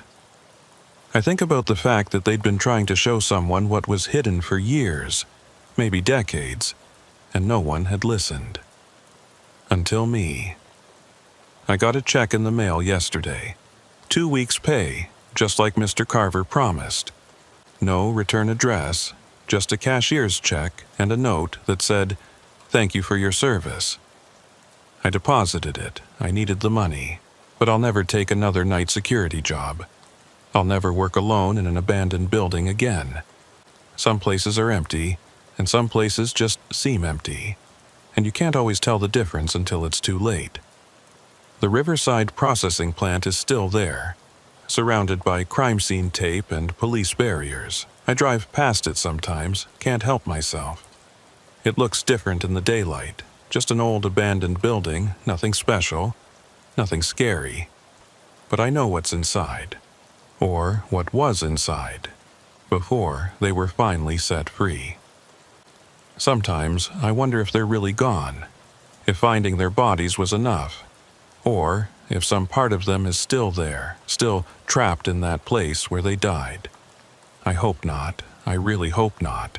But if I'm honest, I don't know for sure. And that's what keeps me awake at night.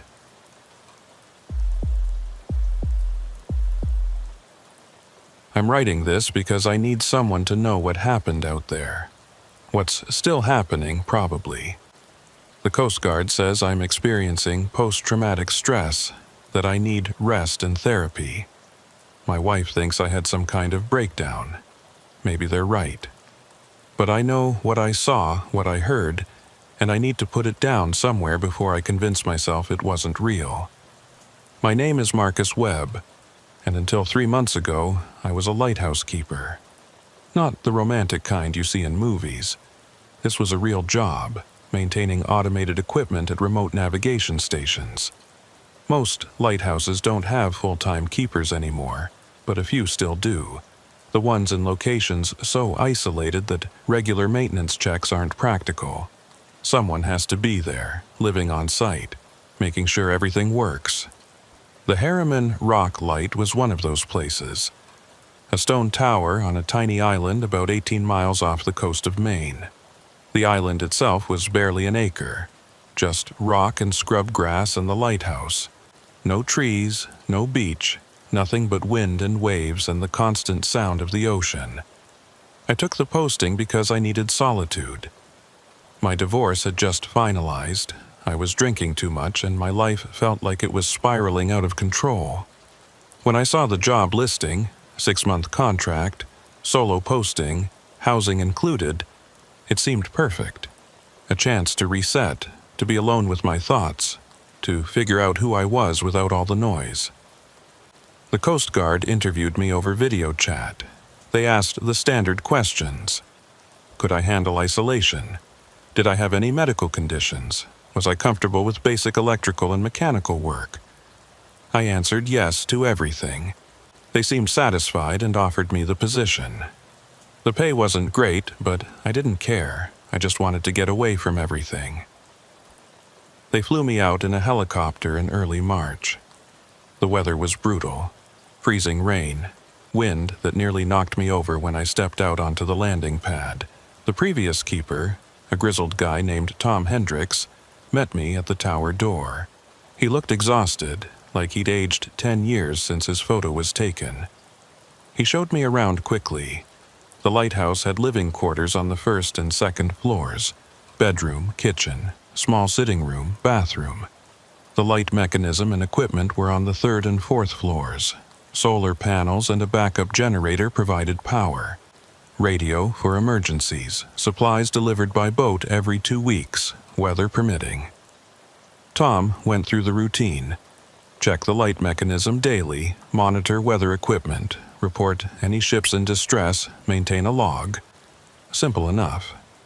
But as he was showing me the radio, he paused and said something I should have paid more attention to. Don't go outside at night unless you absolutely have to. I asked him why.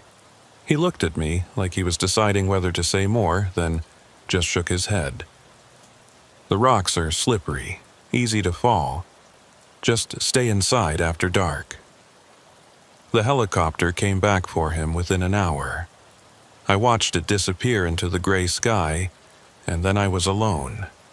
Completely, utterly alone. The silence was immediate and overwhelming. Just the wind and the waves and the cry of seabirds. The first week was an adjustment. The isolation was more intense than I'd expected. I'd lived alone before, but this was different. There was no running to the store, no going for a walk in a park, no background noise of traffic or neighbors. Just me and the ocean and the light rotating overhead every night. I fell into a routine. Wake up at dawn, check the equipment, make breakfast, read or do repairs, check the equipment again before sunset, make dinner, read some more, sleep. The days blurred together. I barely knew what day of the week it was. The supply boat came on schedule, a Coast Guard vessel that anchored offshore and sent a smaller boat to the island's dock. Really, just a concrete platform with some cleats. 2 crew members would unload my supplies and take my trash. Maybe chat for a few minutes, then leave. Those brief interactions were the only human contact I had. After about 3 weeks, I started noticing something odd. Every morning when I did my exterior check of the lighthouse, I found small rocks arranged in patterns on the ground near the door. Not random scatter, deliberate arrangements. Circles, lines, sometimes more complex designs. At first, I thought it was the wind moving things around. But the patterns were too precise.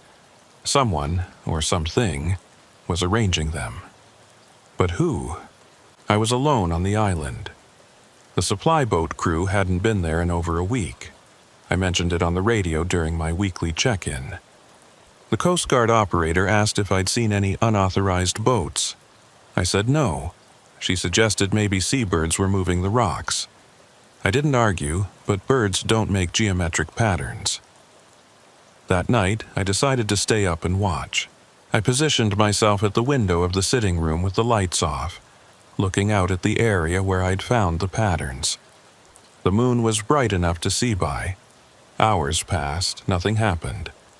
I was starting to fall asleep in my chair when I saw movement. A figure, walking across the rocks near the water's edge.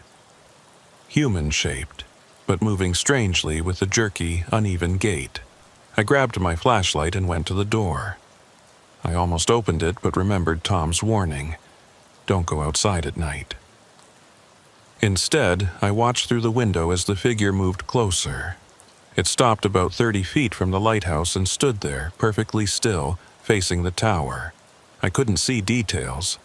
It was just a dark silhouette against the slightly lighter sky, but it was definitely person-shaped. I watched it for maybe 10 minutes. It didn't move, just stood there. Then it turned and walked back toward the water. That same jerky gait, and disappeared into the darkness. I didn't sleep that night. I sat in the chair, watching the window, but the figure didn't return. When dawn came, I went outside to check. There were wet footprints on the rocks, bare feet, leading from the water's edge to where the figure had stood, then back to the water. But the tide had been out all night. Those rocks should have been dry. I radioed the Coast Guard. I told them someone had been on the island, that I'd seen them. They asked for details. I described what I'd seen, the figure, the wet footprints. There was a long pause. Then the operator said they'd send someone to investigate with the next supply run. 5 days until the next supply run. 5 days alone with the knowledge that someone or something had been walking around my island at night. I started keeping a more careful watch. Every night, I'd position myself at the window and watch. And every night, around 2 or 3 in the morning, the figure would appear. Sometimes just one, sometimes 2 or 3. They'd walk up from the water, stand near the lighthouse for a while, then walk back. They never came closer than about 30 feet. They never tried to enter. They just stood there watching. The wet footprints were always there in the morning. Always bare feet. Always leading to and from the water. When the supply boat arrived, I told the crew everything. They listened with expressions I couldn't quite read. Not quite skeptical, but not exactly believing either. One of them, an older guy named Pete, asked me if I'd been drinking. I said no. He looked at his partner, and they had some kind of silent communication. They searched the island. It didn't take long. You can walk the entire perimeter in 10 minutes. They found the footprints. Pete knelt down and examined them, then looked at the water. Seals, he said. We get seals out here sometimes. They come up on the rocks, and from a distance they can look almost human, especially at night. I wanted to believe that, I really did. But I'd seen these things. They walked upright. They stood still. Seals don't do that. I asked them about Tom, the previous keeper. Had he reported anything unusual? Pete and his partner exchanged another look. Pete said, Tom had a hard time out here. The isolation got to him. Started seeing things that weren't there. That's why we pulled him early. I asked if Tom had seen figures at night. Pete didn't answer directly. He just said, Look, if you're not comfortable out here, we can arrange a transfer. No shame in it. This posting isn't for everyone. I told them I was fine. I could handle it. I just wanted to know what was going on. After they left, I tried to convince myself they were right. Seals, tricks of the light. Isolation playing with my perception. I'd read about people in solitary situations developing hallucinations. Maybe that was happening to me, but the figures kept coming. Every night. And they were getting bolder. Instead of staying 30 feet away, they'd come within 20 feet, then 15. They were getting closer to the lighthouse with each passing night. I started photographing them. My phone camera wasn't great in low light, but I tried. The photos always came out blurry, indistinct, dark shapes that could have been anything. I tried video too, but it was even worse. Just grainy darkness with occasional movement. 6 weeks into my posting, things escalated. I was doing my evening equipment check when I heard something on the stairs.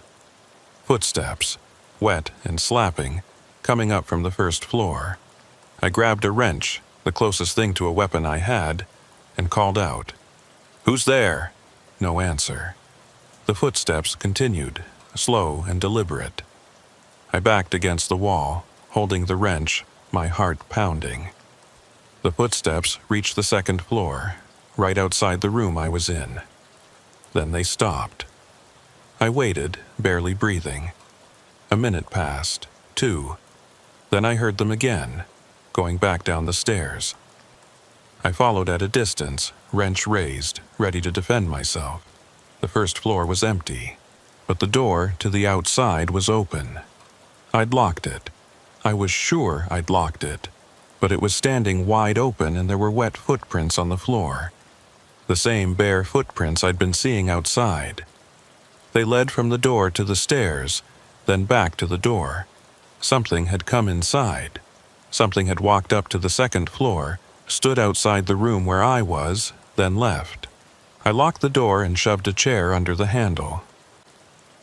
I spent the rest of the night sitting with my back against the wall, wrench in hand, listening. The footsteps didn't return, but I could hear other sounds. Scratching at the windows. Something dragging across the rocks outside. Voices, faint and distant, but definitely voices, speaking in a language I didn't understand.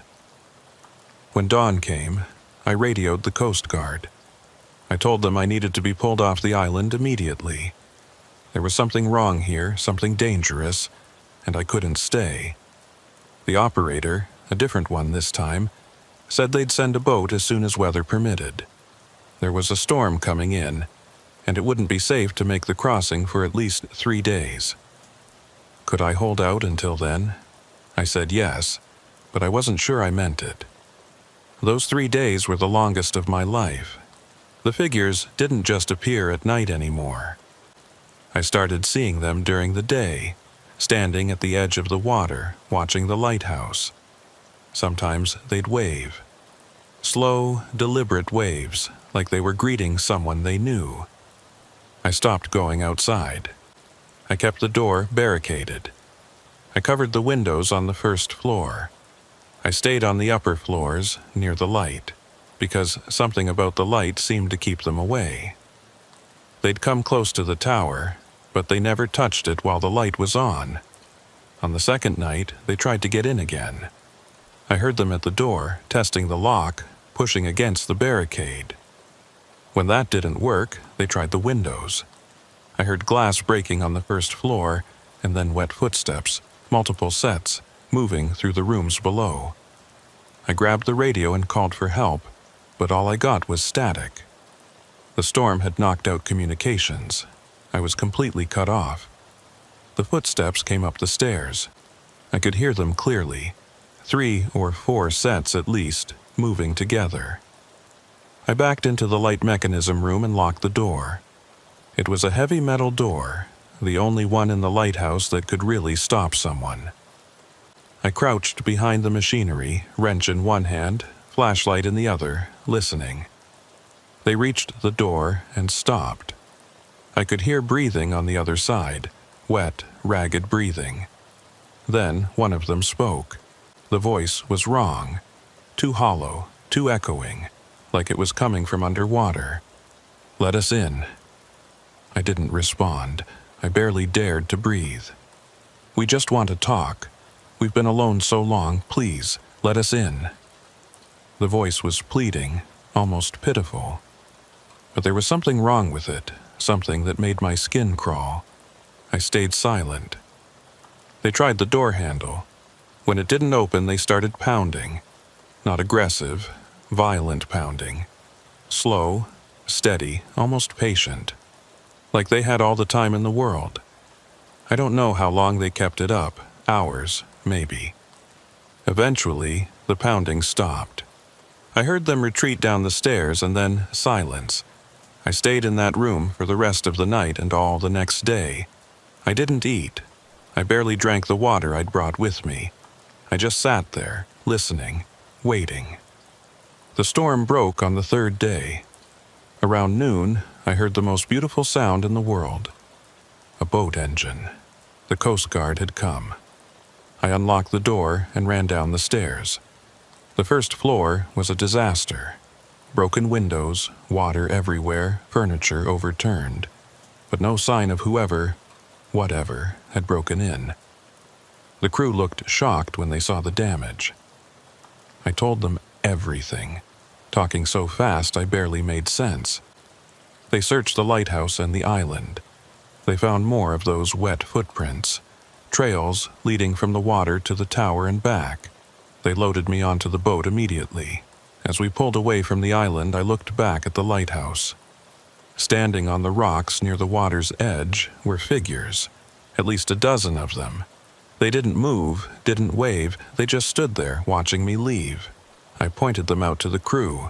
They looked where I was pointing, squinting against the sun. After a moment, one of them said, "I don't see anything." I insisted. They were right there, clearly visible. The crew members exchanged concerned looks. To them, there was nothing there. Just empty rocks and water. The Coast Guard debriefed me for hours. They examined the lighthouse and documented the damage. Their conclusion, a combination of storm damage and possible intruder, though they couldn't explain the footprints or how anyone would have gotten to the island in that weather. They offered me psychological evaluation. I refused. They offered to send me back after the lighthouse was repaired and secured. I definitely refused that. I was diagnosed with acute stress reaction and put on medical leave. I went to stay with my sister in Vermont, as far from the ocean as I could get. I've been here for 3 months now, trying to process what happened. The nightmares started about a week after I left the island. I dream I'm back in the lighthouse, and they're climbing the stairs and I'm running out of places to hide. I wake up gasping, checking the locks on the windows even though I'm on the second floor of a house in Vermont. I've tried researching Harriman Rock. There's not much information. The lighthouse was built in 1887. Several keepers have died there over the years, falls, illness, one suicide. Nothing unusual for a remote posting. But I found one interesting detail in an old newspaper archive. In 1923, a keeper named Samuel Garrett disappeared from the lighthouse. When they found him 3 weeks later, he was alive, sitting on the rocks near the water's edge, soaking wet despite there having been no rain. He couldn't or wouldn't explain where he'd been. He just kept saying, "They wanted me to stay. They wanted me to be with them." He was institutionalized and died in a psychiatric hospital 2 years later. I also found a mention in a Coast Guard report from 1967. A keeper reported seeing figures emerging from the water and requested emergency evacuation. He was transferred to a different posting and later discharged from the service. No explanation given. I'm not the first. I'm just the latest in a long line of keepers who've seen them, whoever or whatever they are. My sister thinks I should keep seeing a therapist. She's probably right. But how do you explain to a therapist that you saw things that couldn't exist? That you heard voices calling from the darkness? That something came into the lighthouse and spoke to you in a voice that wasn't human? The Coast Guard has assigned a new keeper to Harriman Rock. I found out through a friend who still works for them. Some guy from Massachusetts, eager for the solitude and adventure. I thought about reaching out to him, warning him. But what would I say? Don't go outside at night? Watch for wet footprints? They'll come for you eventually? He wouldn't believe me any more than I believed Tom. I wonder if Tom tried to warn me and I just didn't hear it. I wonder if he's having nightmares too, wherever he is. I wonder if the keeper before him saw them, and the one before that. All the way back to Samuel Garrett in 1923, or maybe even earlier. How many people have stood in that lighthouse and watched figures emerge from the ocean? How many have heard them calling, pleading, asking to be let in? And what happens to the keepers who do let them in? I think about that last question a lot, because part of me, a small dark part that I try to ignore, understands the temptation. The isolation is crushing. The loneliness is physical, a weight on your chest that never goes away. And when something offers companionship, even something wrong and unnatural, there's a moment where you consider it. In that room, with them pounding on the door, there was a moment where I almost opened it, just to make the loneliness stop. Just to have someone, anyone to talk to. I didn't, but I understand why someone might. I think that's what happened to Samuel Garrett. I think the isolation broke him, and when they called to him, he went. And whatever happened to him out there in the water, it changed him. Made him into something that couldn't come back. The new keeper has been there for 2 weeks now. I check the Coast Guard reports compulsively. So far, everything's normal. Routine check-ins, no incidents reported. But it's still early. They didn't start coming for me until week 3. I told my sister I'm thinking about going back to school, maybe getting into a different field. Something that keeps me far from the ocean. She's supportive. She thinks it's a good sign that I'm planning for the future. What I haven't told her is that I can't sleep without medication now. That I've started checking the locks on doors and windows multiple times before bed. That I avoid going near any body of water, even lakes and rivers. That sometimes, late at night, I think I hear them calling, the voices from the lighthouse, echoing across the miles, across the land, finding me even here. Let us in. We just want to talk. We've been alone so long. My therapist says it's trauma, my brain replaying the experience.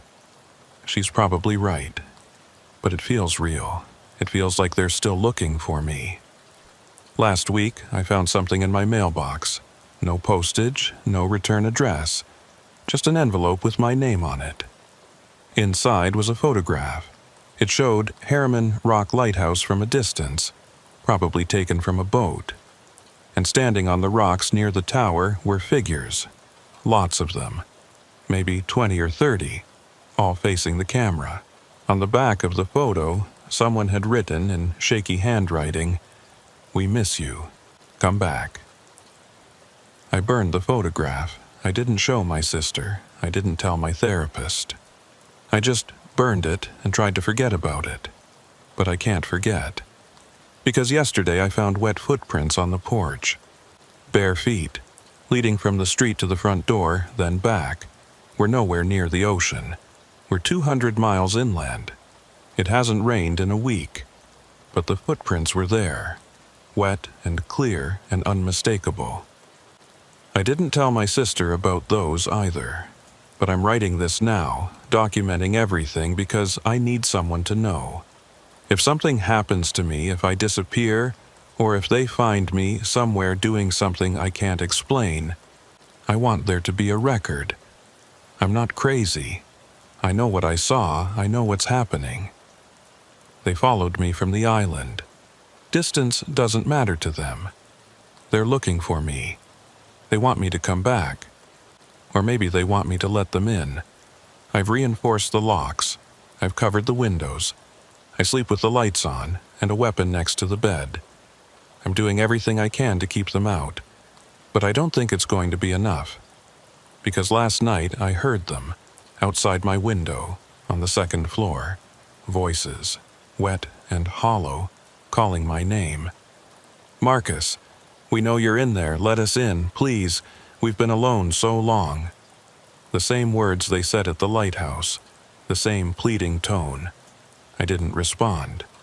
I pretended to be asleep, but I could hear them moving around outside, circling the house, testing the windows. They left eventually, but they'll be back. I know they will. My sister found me this morning sitting at the kitchen table, staring at nothing. She asked if I was okay. I said yes. She doesn't believe me. She's talking about finding me a different therapist, maybe trying different medication. She doesn't understand. Medication can't help with this. Therapy can't make them go away. The only thing that might help is going back. Going to the island. Finishing what they started. Part of me wants to. That small dark part is getting louder. It says maybe they're right. Maybe I've been alone too long. Maybe it wouldn't be so bad, joining them, becoming whatever they are. At least, I wouldn't be lonely anymore. But I'm fighting it.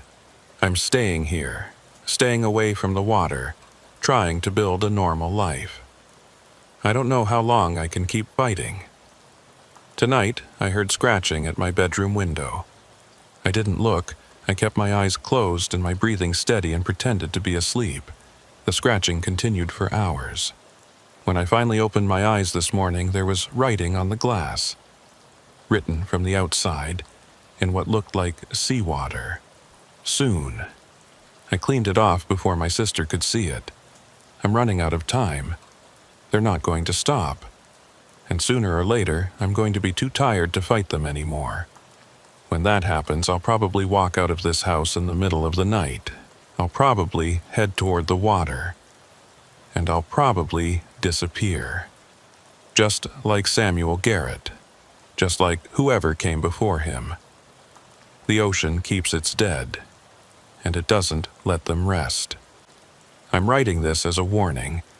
If you ever see a posting for a lighthouse keeper, especially at a remote location, think very carefully before you apply. Ask about the previous keepers. Ask why the position is vacant. Ask if anyone has ever reported anything unusual. And if they tell you not to go outside at night, listen. Whatever's out there in the darkness, it's patient. It's been waiting for a long time, and it won't give up. I can hear them now. Outside, calling my name. I don't think I can fight them anymore. I'm so tired. And they promised I won't be alone. Maybe that's enough.